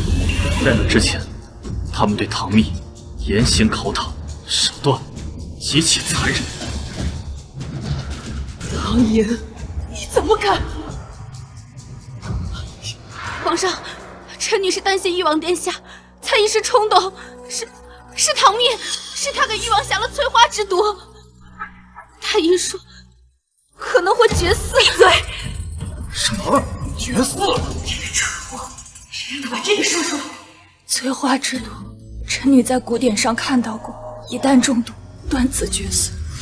也不知二妹妹是从哪里传染上的，过度给了誉王，还栽赃到臣女身上。来人，把唐寅打入天牢！不可，说不定他还能怀上誉王的骨肉。是我唐家教导无方啊！我看在老夫人的面子上，暂且饶你一命。召太医会诊，给誉王治病。要是真的绝嗣了，那也怪他咎由自取。还有你，为了一个姑娘如此大动干戈，虽说是救人心切，但你做的太过了。你跟唐蜜有什么关系？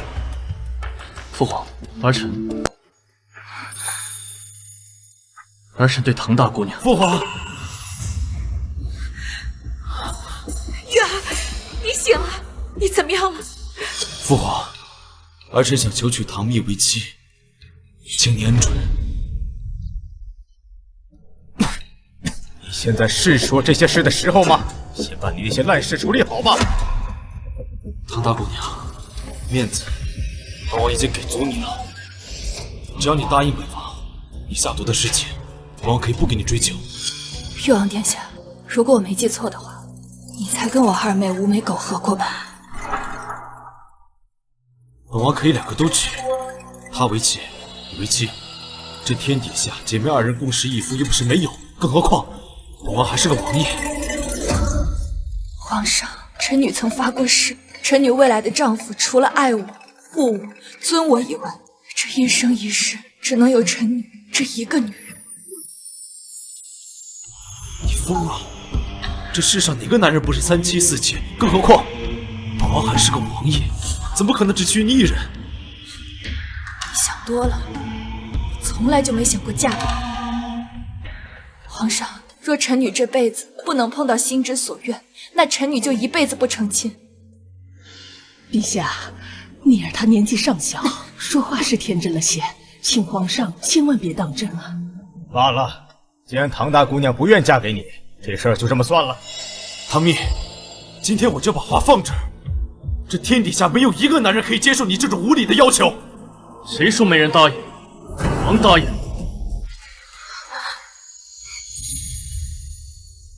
我答应你，我可以做到。你说什么？父皇，儿臣想求娶唐蜜为王妃，一生一世只她一人。若违背此诺言，儿臣愿以命相抵。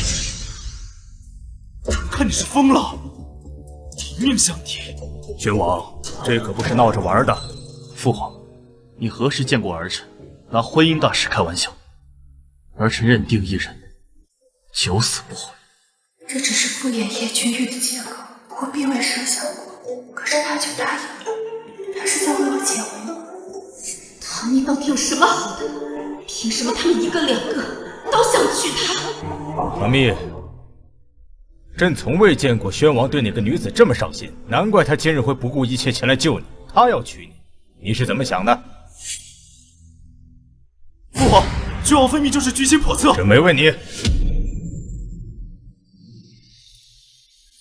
臣女愿意成为宣王妃。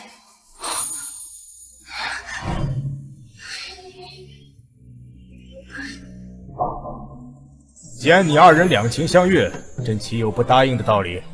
老夫人，您觉得呢？只要蜜儿喜欢，老身自是欣然应允。那朕今日便给宣王和唐大姑娘赐婚，之后便让青天剑挑选吉日给你二人完婚。谢父皇。谢皇上。父皇，既然你跟唐颖有了肌肤之亲，那她也不好驾驭旁人了，那就让她入王府当一个侍妾吧。侍妾？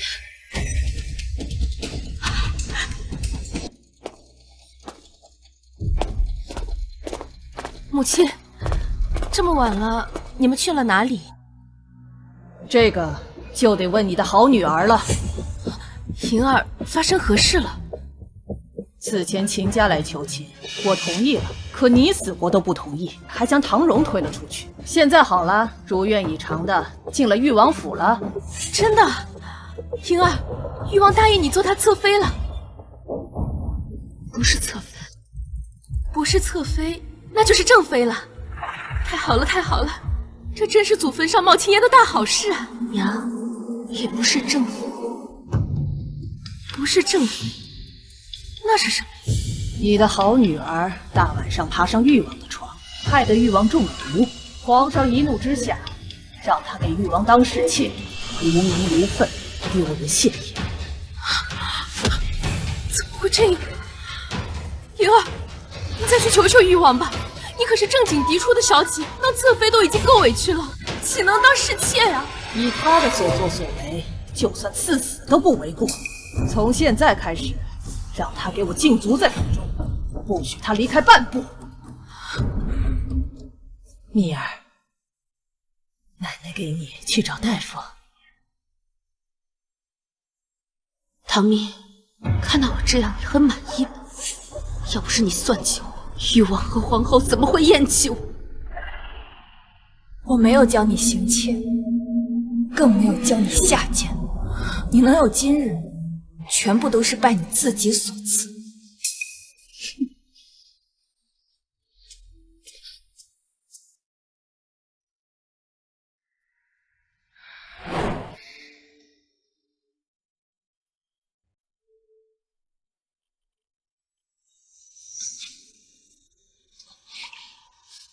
你醒了，对不起，我是看你受伤了，想给你送药，所以才……宣王殿下还真是好本事，每次都能这样悄无声息地进入唐家，不叫人察觉。你生气了？如若我在沐浴更衣，殿下也会这般如入无人之境吗？不会的，我只来过2次，我发誓。之前给我送披风的人，果然是你。我是怕你生病，如果惹你不高兴了，那我以后不来便是。我没有不高兴。今日在誉王府，我知道殿下是想替我解围，才提出要娶我。虽说是皇上赐婚，但是殿下贵为皇子，深受恩宠。如果想悔婚，随时可以。我不会反悔的。之前我说的话，字字真心。唐蜜，我不是为了给你解围才这么说，我是发自肺腑的，想要娶你。你所想的一生一世一双人，亦是我心中所想。只要你能嫁我为妻，此生有你足矣。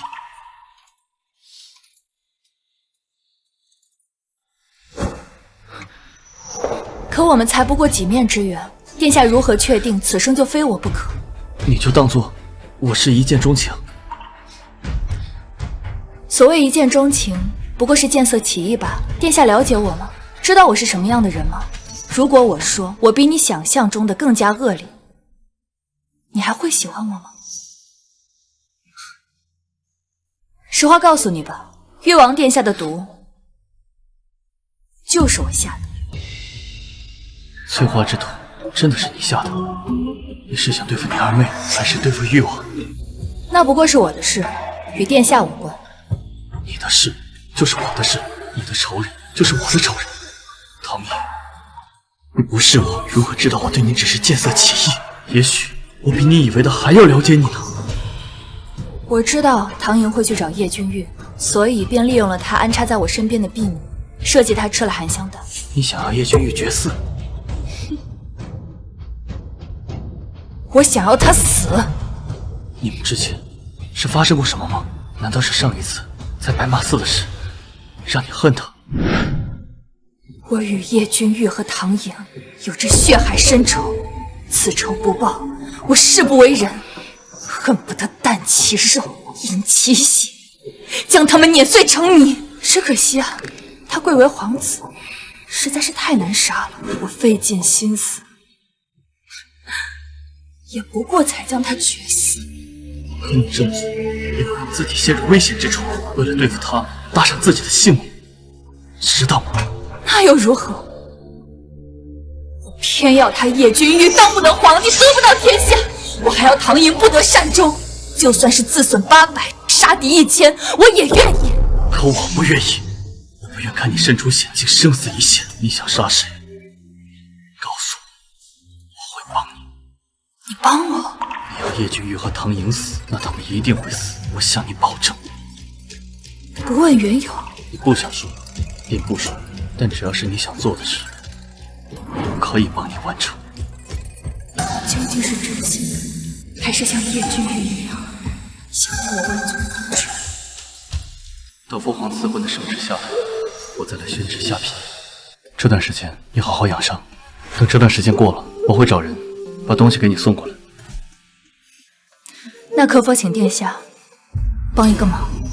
你说。我想让殿下在聘礼上做一个特殊记号。这是为何？这府里的贼已经蠢蠢欲动，我自然是要请君入瓮了。如卿所愿。如今几个太医都断定你得了绝嗣之症，往后再无香火子嗣，太子之位迟迟未立，薛王要即将迎娶唐蜜，往后你拿什么跟他争啊？父皇分明就有偏心，我想娶唐蜜，他迟迟不肯下旨。叶晨轩一求娶，他立马就答应了。庆妃那个狐狸，竟把你父皇迷得晕头转向。如今他的儿子都要骑到你的头上，他若日后登基，哪有我们的好日子过？既然父皇不顾念父子之情，那就别怪我了。玉儿，你要做什么？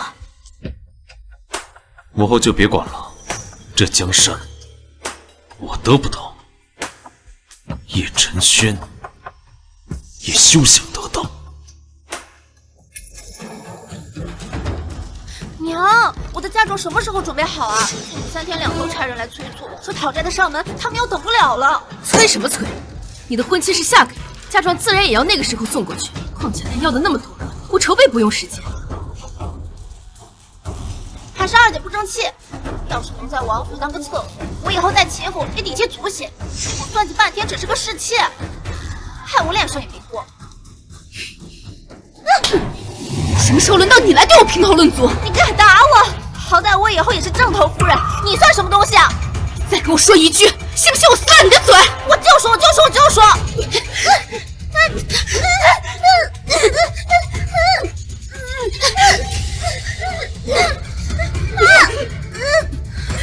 够了，都给我住手！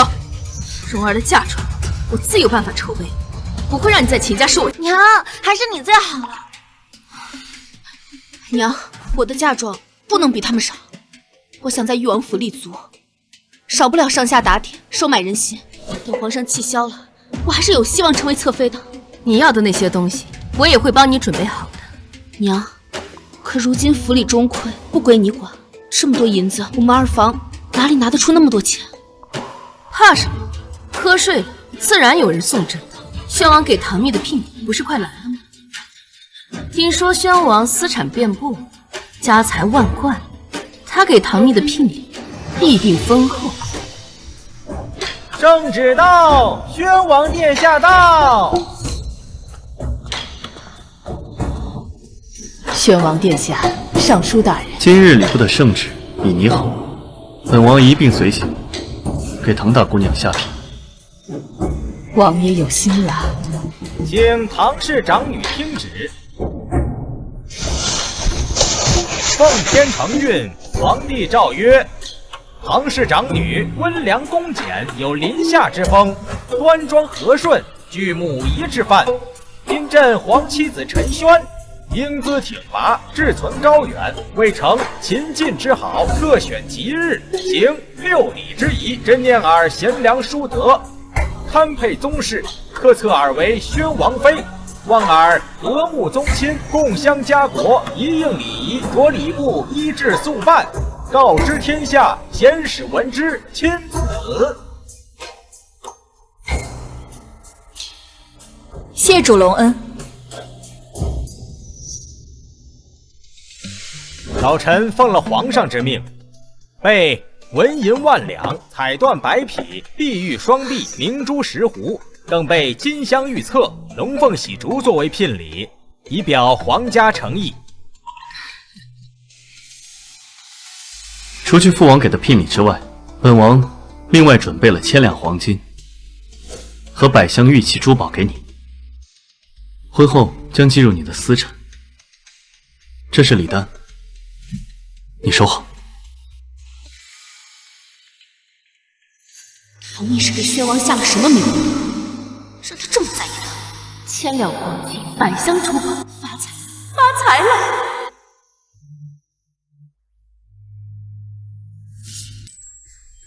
伤可好像？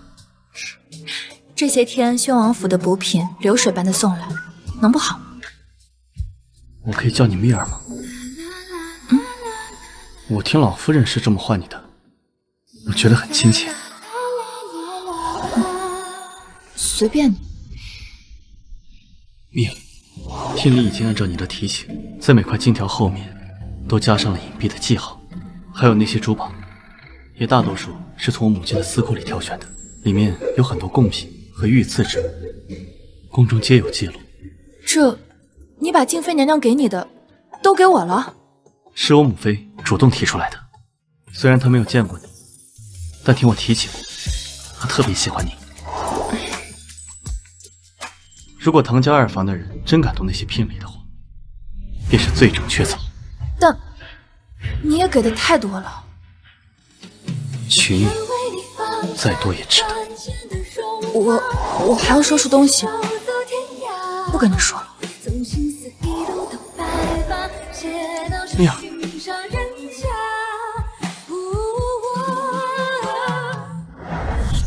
变过宣王殿下。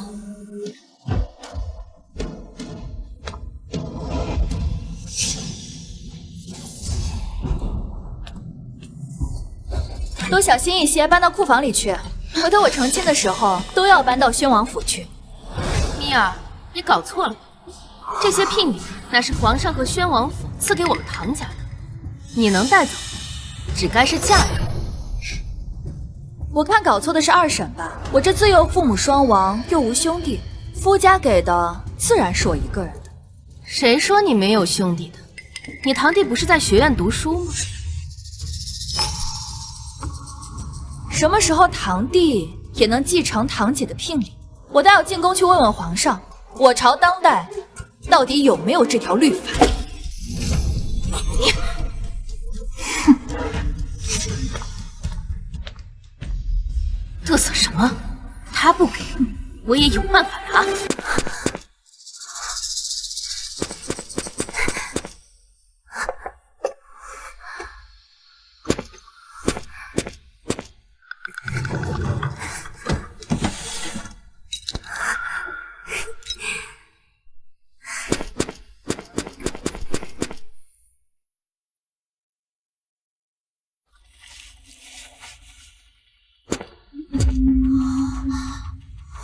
小姐，您当真要让他偷走库房的钥匙，对您的聘礼动手脚啊？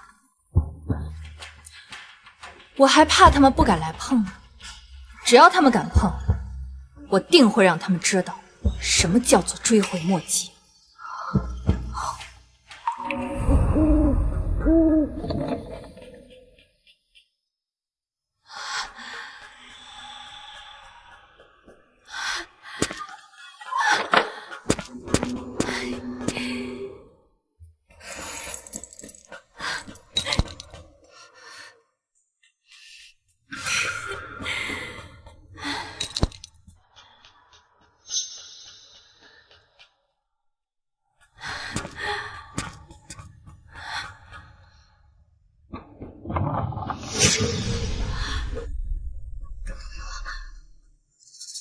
我的娘呀！我这辈子都没见过这么多宝贝，今天算是开眼了。娘，唐明现在有宣王和皇上撑腰，司老太婆又那么庇佑他，要是被他发现我们偷了聘礼，他找我们算账怎么办？你放心，我已经连夜让那些工匠按照这些金条的模样，连夜做出金包银和金包铜。只要这些外头裹上一层金，他们就看不出来。还有这些珠宝，最近我也去各大珠宝铺买了大把粗制滥造、压箱底的陈货，到时候把这些精品拿走，换成次品，只要数量对得上就行。说的也是，等她嫁进了王府，再发现也晚了，再想追究也找不到证据，只能吃个哑巴亏。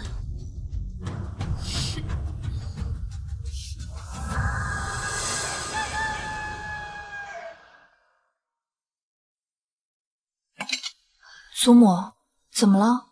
怎么看着闷闷不乐的？誉王那边催促着让唐莹早点进宫，以防她有孕，要提前照看。他们的意思是，什么仪式都不需要了，一抬轿子直接抬进门。他想有孕，做梦。唐荣那边，秦家只用了1筐鸡蛋做聘礼，可你的二婶忙前忙后的准备了几10箱嫁妆，让外人知道了，都在笑话我们唐家呢。祖母，要不让唐荣和唐莹一起出门吧？左右都是丢脸，不如一次性丢完。也行。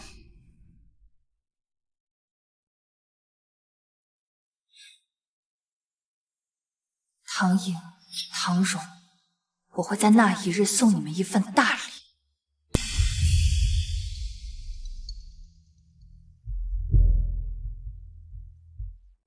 姐姐不过是个侍妾，有必要穿行抢我的风头？那秦家就是个无底洞，你不会真以为嫁过去能过什么好日子？一篮子鸡蛋换几十箱的嫁妆，我要是你啊，就上街找头牛撞死你！四小姐、二小姐，吉时已到，出门吧。哼，嬷嬷，今日好歹是大喜的日子，这府中连个红绸都不挂，锣鼓鞭炮更是一概没有，祖母这是故意轻待我呢。老夫人说了，为何如此？两位姑娘心知肚明，老夫人年事已高，丢不起这人，今日就不出面了。哎呦，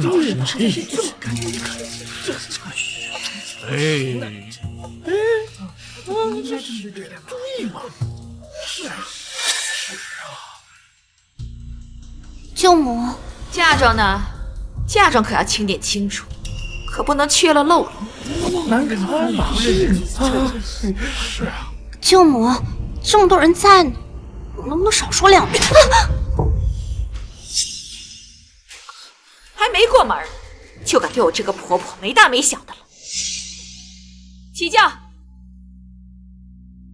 且慢！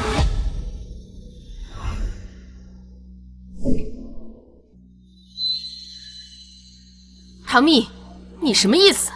是想在大喜的日子捣乱吗？人可以走，嫁妆得留下。凭什么？凭什么？就凭你们的嫁妆，偷的是我的聘礼。你胡说八道什么？你胡说八道什么？我和唐荣的嫁妆都是我们二房精心准备的，与你何干？你该不会是眼红我们的嫁妆丰厚，想来抢吧？哎呦呦，大家评评理！我自己女儿出嫁这么大的事，我怎么可能拿别人的聘礼？这些天我忙里忙外，居然被他这么说，还要不要人活了？唐蜜，你还要不要脸了？怎么什么都要霸占？唐家二房再萧条，也不至于拿大房的聘礼吧？肯定搞错了。这唐大小姐是故意的吧？诚心让两个妹妹出丑。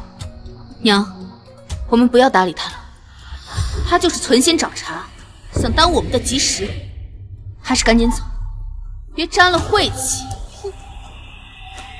来人，抬箱子。你这是做什么？这箱子里是宣王殿下送给我的聘礼。这金子不是好好的就在里面吗？就是，你不会是想拿出来当众给大家炫耀吧？大小姐太过分了，还没当上王妃呢，就开始羞辱人了。明明东西没丢，还说被人偷了，不打自招。就是，半夏，拿剑来。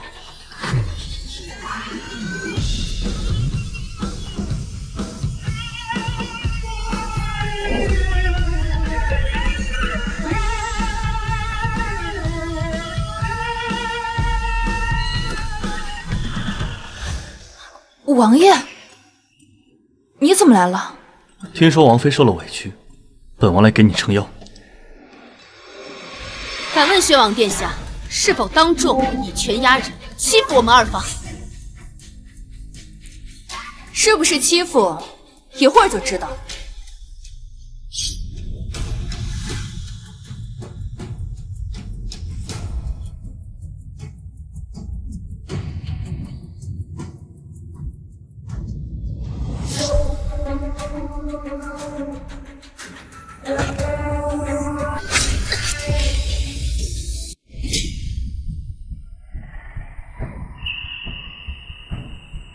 诸位请看看，这是什么？这不是银子吗？难道这一箱子都是金包银？对吧？不止这一箱，我所有的聘礼宣王殿下给我的1000两黄金，全部被人调包成了金包银和金包铜。什么？金包银？秦巧云，你答应给我们秦府的嫁妆，不会也是这种货色吧？对呀，众人，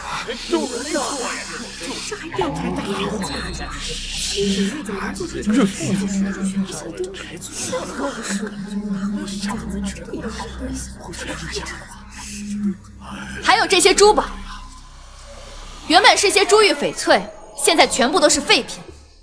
到底谁动了手脚？心知肚明。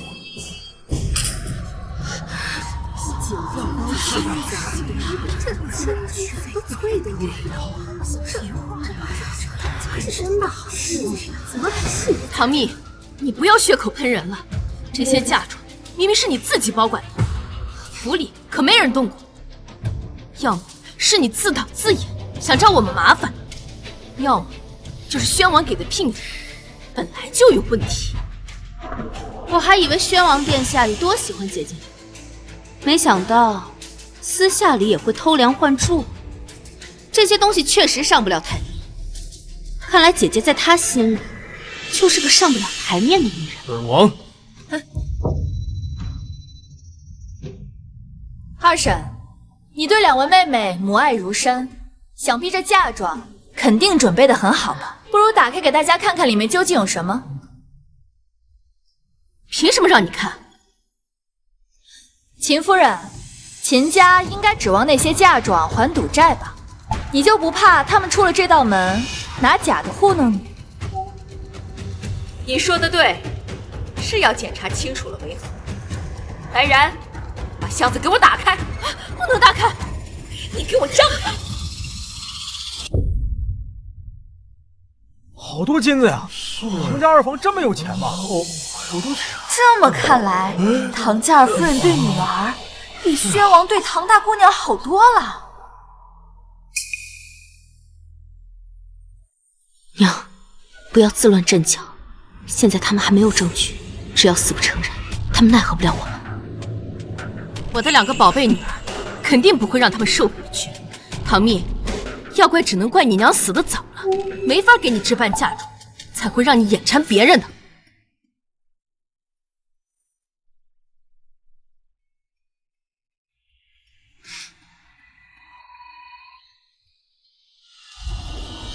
唐蜜，你想干什么？就要动我蓉儿的东西？睁大眼睛看看，这是什么？这金条的角落里居然刻了一个蜜字啊！蜜啊！唐大小姐的闺名不就是叫唐蜜吗？就是啊！这金子是她的，肯定是啊！是啊！怎么这样啊？真是别人的东西！就是本王下聘之时，为表诚意，让工匠在每一块金条的底部都刻了蜜字。敢问唐二夫人，你的2个女儿，谁的名字带有蜜字？真不要脸呢！把那纯金换成金包银、金包铜，还贼喊捉贼！哎呦！要不是唐大小姐发现及时，不然啊，损失就大了。可不嘛！该死的唐蜜，居然在金子上刻了字，让我们丢这么大的脸！许是下人搬运的时候，看到金子都一样，就搬错了。姐姐莫怪，大不了换回来就是了。我的东西放在我的私库里，竟也能搬错？看妹妹这话，骗不了。秦巧云，当初你可是答应了要替我们秦府还赌债，否则像唐蓉这种水性杨花的女妇，我儿子怎么会娶？你今天要是拿不出来贵重的嫁妆，我跟你没完！这些金子恐怕是留不住了，但那些珠宝，他们总不会一一刻字。我原本想着比着蜜儿的聘礼来准备嫁妆，所以才会让人搬出来。只是情急之下被下人混淆，现在误会解除，让人把金子换回来就是。二婶，可不只有金子，还有百香珠宝呢。蜜儿，这你可就冤枉我了。这这些珠宝都是我亲自挑选的。这几日我往来各大珠宝货铺，不少人都瞧见了。看来二婶儿是不肯承认了。姐姐，是你的，我们还给你；不是你的，你也不能趁火打劫吧？唐二姑娘，你这手上的镯子，本王看着甚是眼熟。如果没看错的话，这是当年我母妃刚入宫时，父皇御赐之物。连这镯子的样式，都是我父皇亲自设计的。什么？不如这样，本王去将我父皇请过来，请他亲自辨认，如何？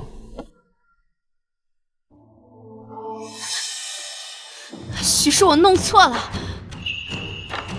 唐四小姐，你头上的簪子是去年西域送进宫的贡品，不知你的父亲兄弟谁在朝中能有这般严密，连这贡品都能拿到？我二姐可是誉王的女人，是她送给我的。你胡说什么呀？哦，原来是誉王殿下给你的呀。那也就是说，你们的所作所为，他全部知晓了。偷窃御赐之物和贡品，还污蔑王爷。二婶和二妹妹是打算在牢狱里蹲多久？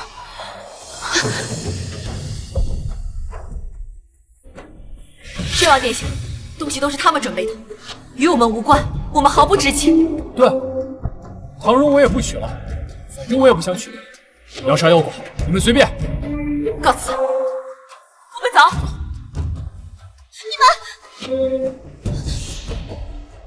娘，哎，四妹妹，你这是嫁不出去了，真是太可惜了。不过好在二妹妹不受影响，毕竟你跟誉王殿下的感情如此深厚，早就珠胎暗结，她应该不嫌弃你吧？你是故意的，从一开始你就设下了圈套，等着我们上钩。要想人不知，除非己莫为。二婶和二妹们还是想想，进了官府之后，怎么降低刑罚吧。唐蜜，你不能这么对我，我可是你二婶，宣王给你的聘礼本就属于整个唐家，我拿走一部分又怎么了？这是你本来就孝敬我的。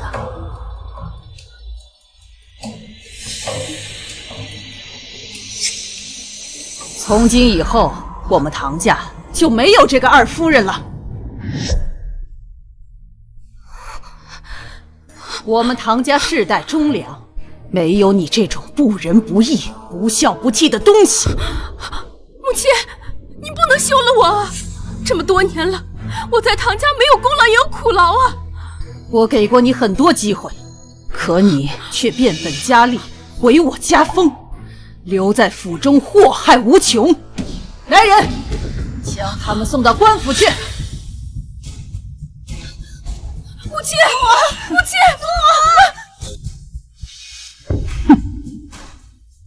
他们这是活该呀，偷人东西。哼！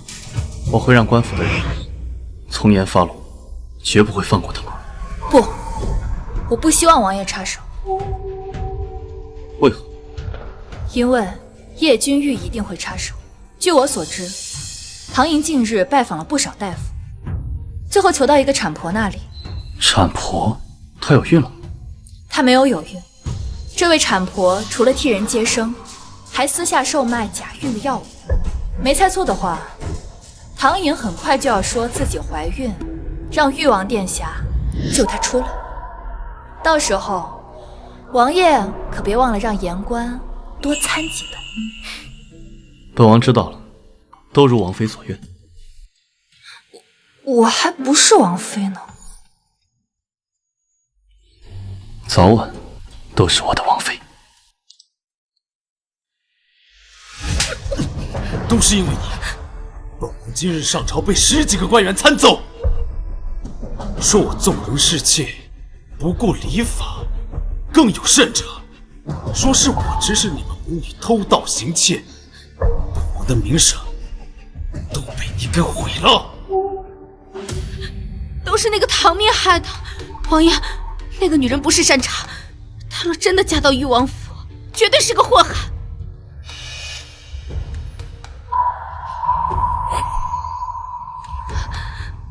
要不是你怀了本王的孩子，我真想一剑砍死你。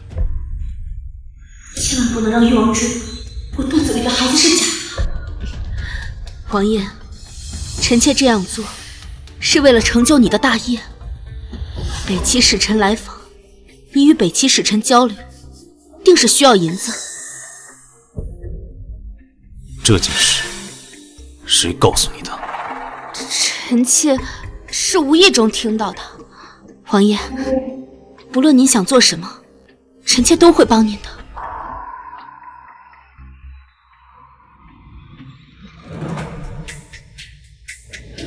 既然你知道了，就去帮本王做一件事。你大伯生前戍边多年，肯定有不少边防图吧？您是希望我把边防图偷了？乖乖配合本王。若本王成就了大业，自然少不了你的好处。是。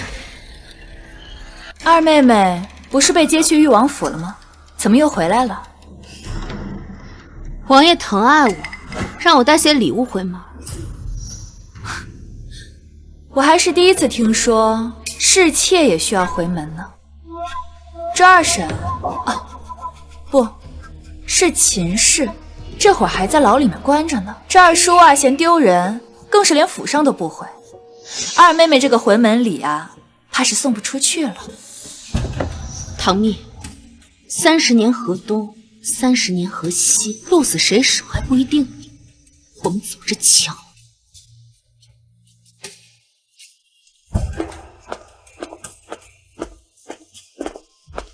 这唐莹明知祖母不待见他，不可能跑回来自取其辱，恐怕他回门另有目的。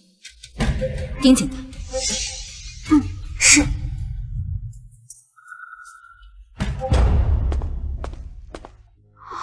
那不是老爷生前的书房吗？二小姐来这儿做什么？这间书房父亲生前用的比较多，他过去之后就基本上没有人来过。看来唐莹是想找父亲的东西，他该不会是想找父亲过去抗战杀敌留下的资料吧？翻遍了整个书房，也没有找到半点有用的东西。过去大伯留下的布防图到底放在了什么地方？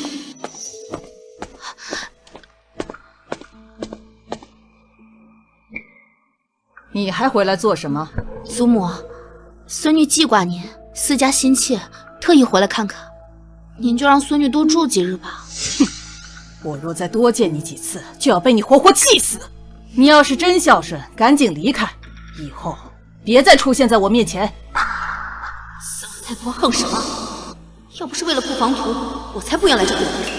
祖母，我近日将父母的遗物都放在房间的柜子里，想着日后出嫁一并带走，您看可以吗？你是个孝顺的孩子，祖母怎么会介意？一切都随你。原来遗物都在唐蜜房间。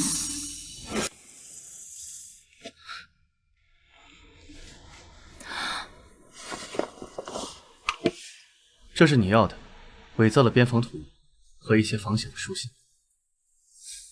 虽然我相信你要这些东西有自己的考量，但还是有些好奇，你想做什么？不是我要，是唐莹要。我发现他回家鬼鬼祟祟，溜进了父亲的书房。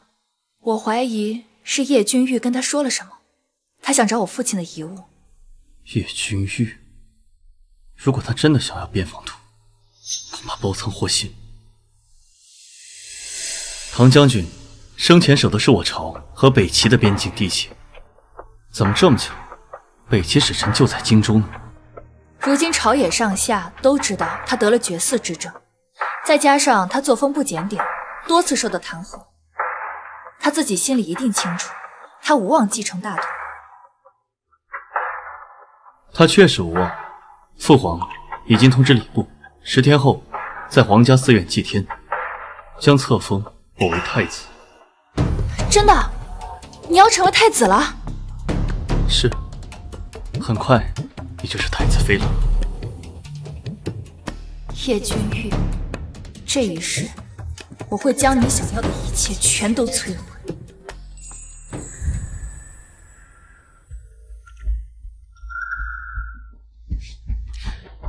今晚月色不错，半夏，你备上水果点心，随我去后花园赏花吧。是，小姐。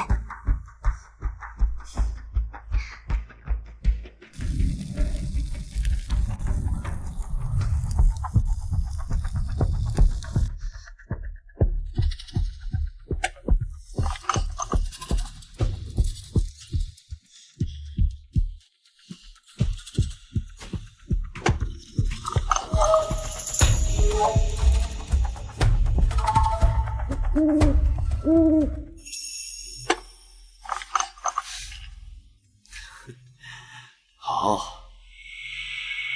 啊，有了这些东西，我就能向北齐投诚了。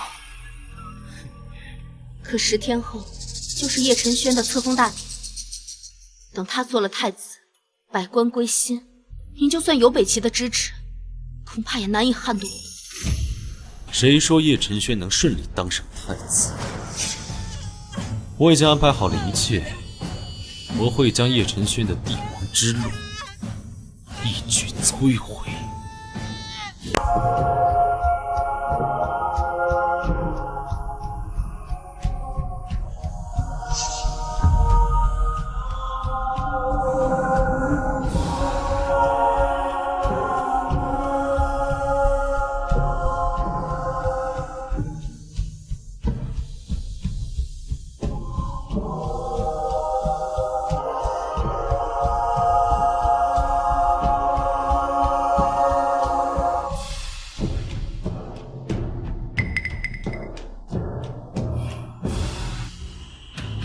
今日祭天是为储君一事，皇上已经下了旨意，立七皇子宣王为太子。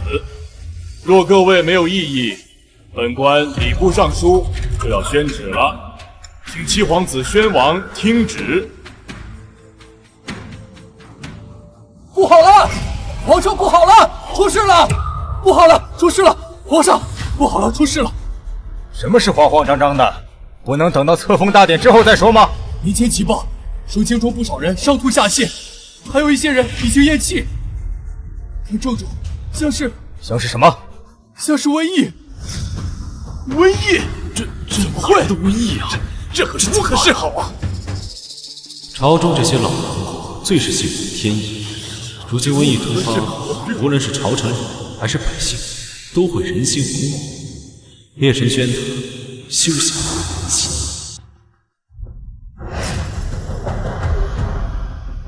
如今又无战事和灾害，无端生出瘟疫，老臣恐怕是天降惩罚呀！天降惩罚？这是何意啊？宣王恐怕是做了有违天道的事，惹怒了上天。听闻不久前他带人冲进誉王府，对皇后娘娘刀剑相向。我朝素来以孝治天下，宣王此举乃是大不敬。宣王并非宫中嫡子，名不正言不顺，如今京中降下瘟疫，恐怕是上天的警示。皇上，臣妾觉大婶们说的有道理。若我朝的储君不是天道所认定的人选，那恐怕后患无穷啊！请皇上收回成命。请皇上收回成命。谁说这是瘟疫的？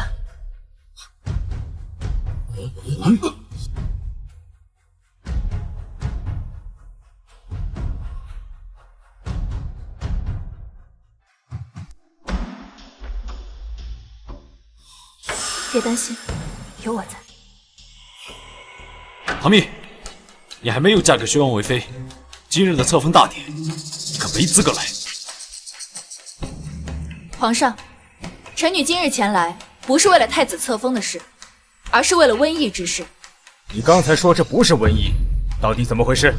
臣女在民间开设了一家医馆，平日里多为看不起病的百姓免费医诊，因此京中的各种病症，臣女总是最先得到消息。难道你替得了此病的人诊断过？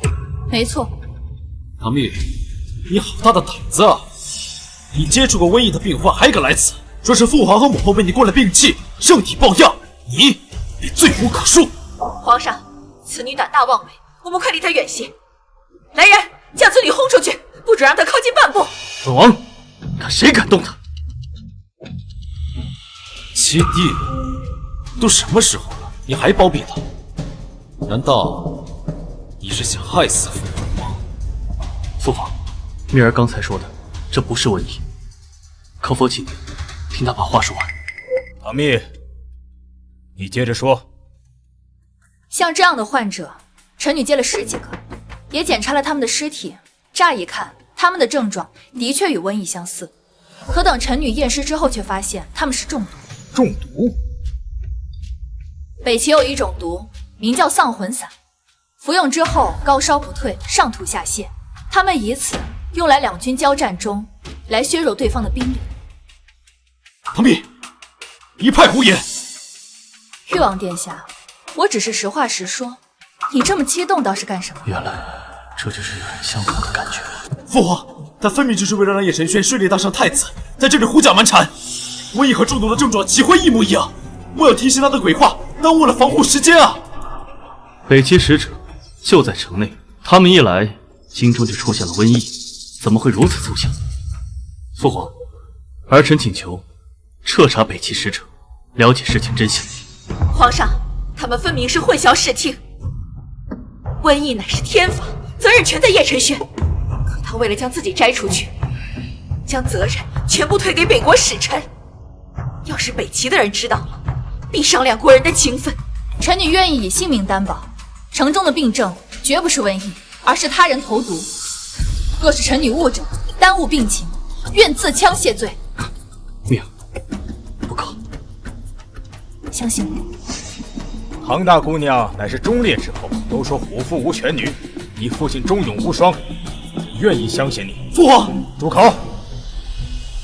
来人，彻查北齐使臣住处，不能放过任何一个角落，发现有异样，即刻来报。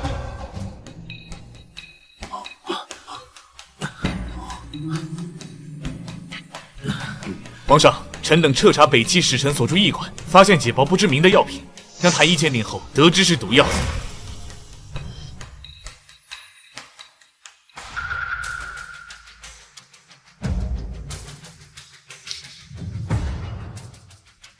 白色粉末，硫磺味，遇水即溶。皇上，这粉末与书上所记载的丧魂散所描述的一模一样。该死的北齐，朕好心招待他们为客，全将丑恶谋害我朝子民，既如此，饶赦！皇上，在驿馆之中，我们发现了这个木匣。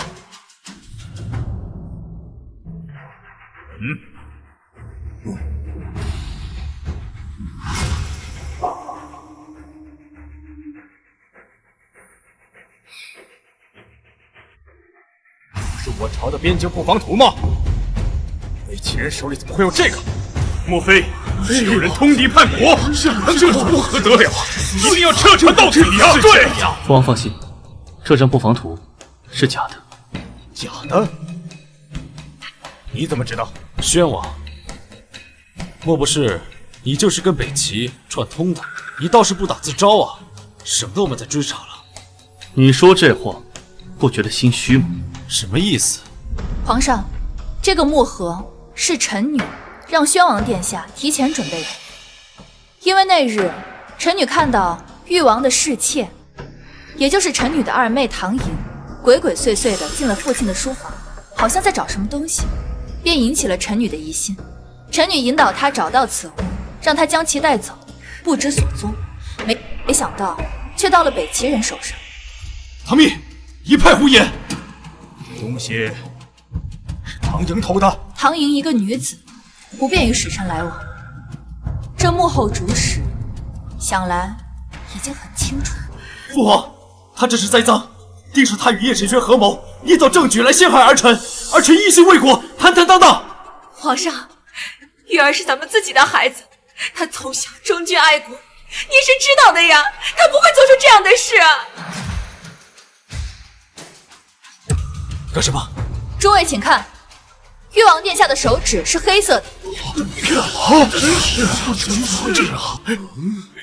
果真有一抹黑色，这是怎么回事啊？因为我在布防图的图纸上加了一种药水，手指一旦只要碰到，手指就会变为黑色。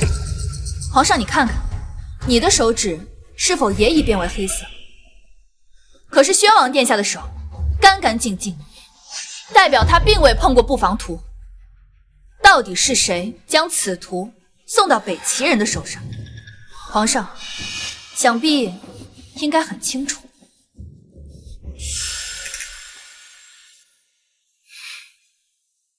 都什么时候了，他还有这个心思？叶君玉，你好大的胆子呀！竟敢私通外敌！父皇，父皇，儿臣冤枉，儿臣毫不知情。这手上的黑色印记，定是碰到什么脏东西留下的，不是什么药水。本王还奇怪，什么天罚瘟疫，为何会在册封大典之前突然降临？原来都是王兄的手笔，为了一己私欲给百姓下毒，还真是让人大开眼界。不是的，父皇，儿臣没有。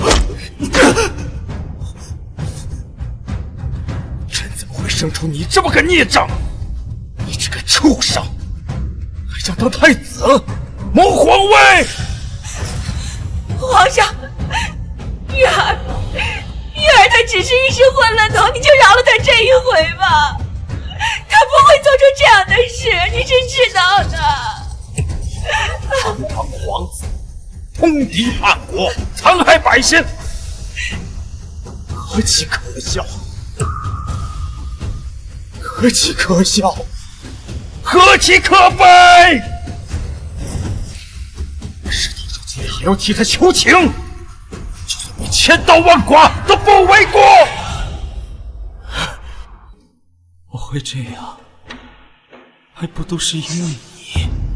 因为我才是你的嫡子。可从小到大，你都不喜欢我，只喜欢老七。说你早是立储，我何至于此？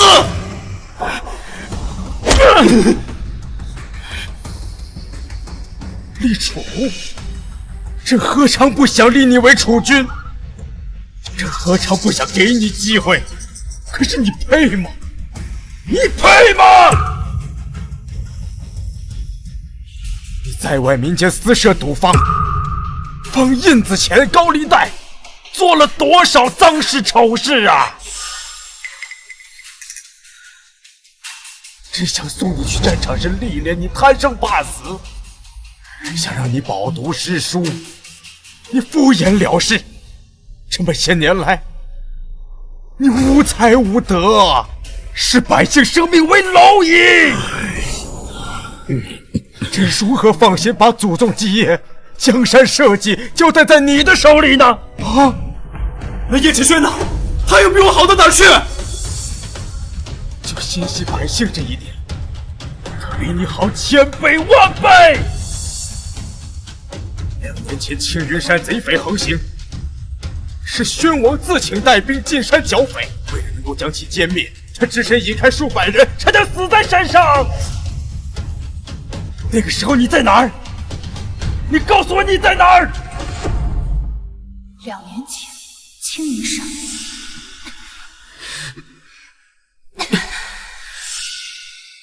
难道我救下的人是他？所以他对我好，是想要报答昔日的恩情。可为何前世他不告而别，杳无音讯？怎么了？没事。叶君玉，来人！叶君玉罪大恶极，不配为王。自今日起，褫夺其封号，贬为庶人，严加看押，择日处死。带走！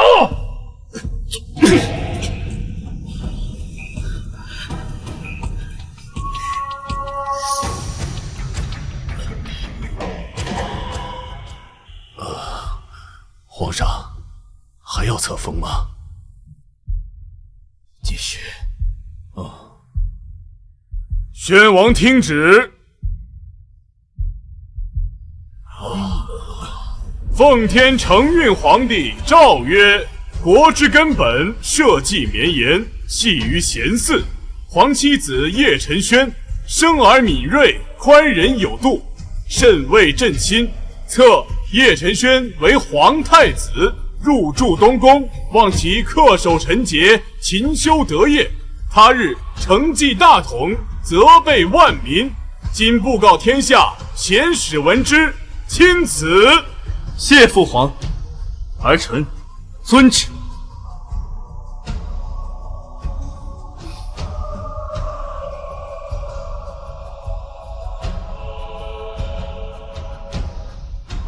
儿臣定不负父皇所托。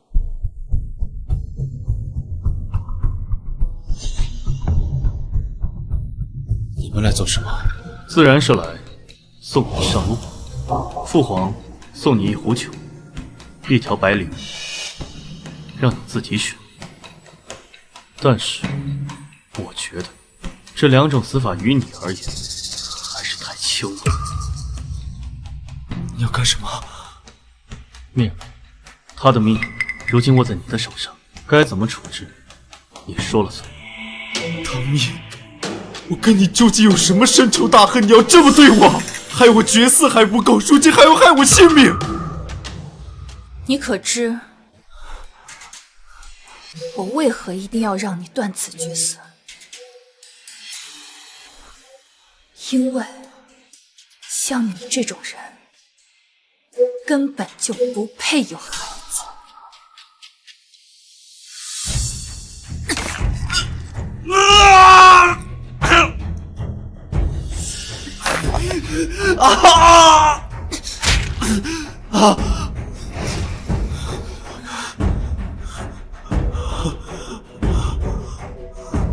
唐蜜，你不是人。对，我就是从地狱里爬出来的厉鬼。我曾发过誓，上权必落，下入黄泉。我一定要找你索命。我何时得罪过你啊？一念之间，有着累世的仇怨。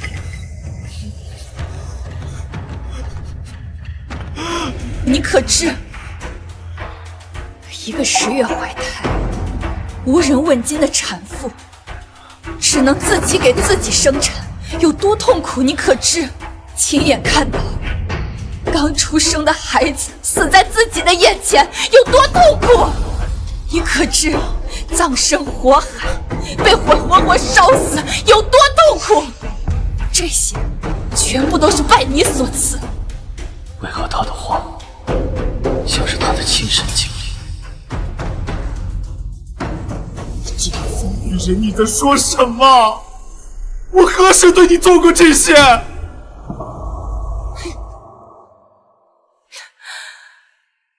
不重要了，你也不必知道。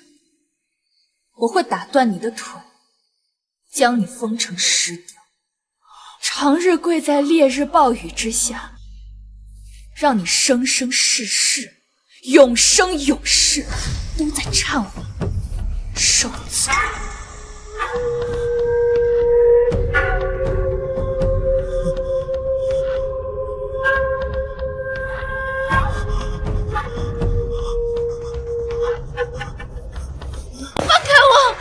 不能杀我！我肚子有了叶君玉的孩子，这可是皇室血脉！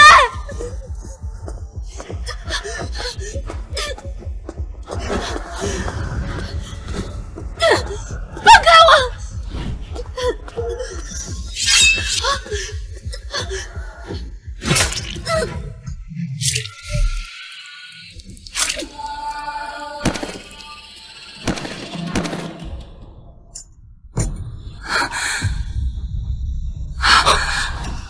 我睁开眼的每一天，都在幻想着怎么报仇雪恨。这一天，太久了，太久了。没事了，没事了，女儿，你做到了，你做得很好。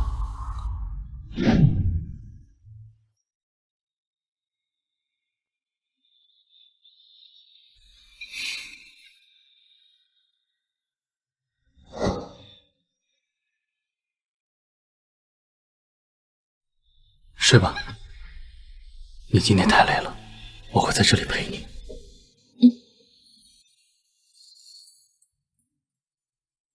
你可知，一个10月怀胎、无人问津的产妇，只能自己给自己接生，有多痛苦？你可知，亲眼看到刚出生的孩子死在自己的眼前，有多痛苦？你可知，葬身火海，被火活活烧死，有多痛苦？他究竟经历过怎样的过去？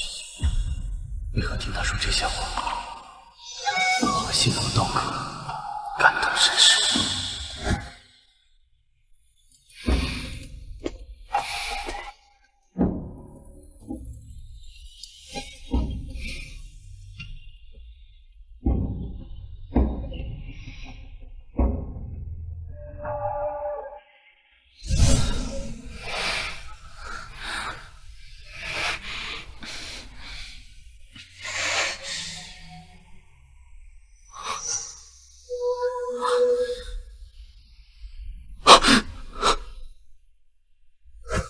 殿下，您终于醒了。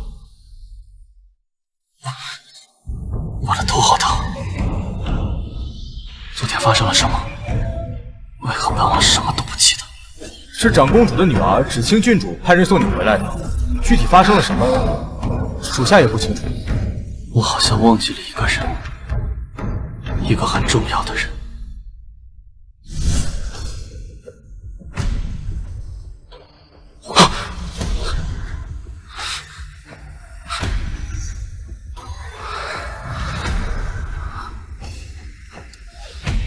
刚才的梦为何如此逼真？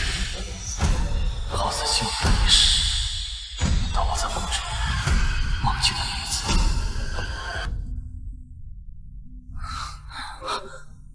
命儿，怎么了？刚才我做了一个很长很长的梦，梦见什么了？我梦到我们在公主府双双中毒，情难自控。可我醒来后，却发现自己身在王府，忘记了关于我们的事。等我再想起来的时候，你已经嫁给了叶君玉，成为他的王妃。后来我心中伤感，跟父皇亲着去了边居，一待就是数年。等我再回京城，就听闻你葬身火海，香消玉殒。蜜儿，那究竟是一场梦，还是真实发生了一切？你对叶君玉说的那些话，究竟是什么意思？那不是梦，那是你我经历的前世。我原以为你是不愿背负骂名，所以才抛下我，让我独自一个人面对一切。我从来没有想到，原来是你失忆了。对不起，都是我的错，对不起。如果当时能想起来的话，你就不用面对那些事。米儿，是我负了你。你可知我等你等了多久？你记得在青云山吗？那是我第一次见你，那时我身受重伤，若非你用凝血草救我，我多半是活不下去了。康复之后，我曾多次派人找过你，但了无音讯。直到在上公主府，好不容易与你重逢，却发生了那种事，甚至我还失去了关于你的记忆。或许这就是命运弄人吧。还好，这一世我们没有错过。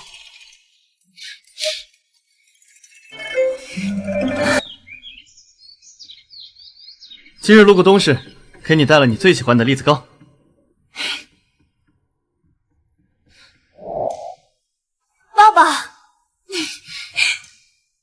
难得今日朝中休沐，姑带你去梨园听戏。我今天不想听戏。那太子妃想做什么？我要去酒楼听书，还要点上一壶酒，喝得尽兴。好，都依太子妃的。我们先吃栗子糕吧。心动变成虚落地生根，满天星辰敲落上你每一分。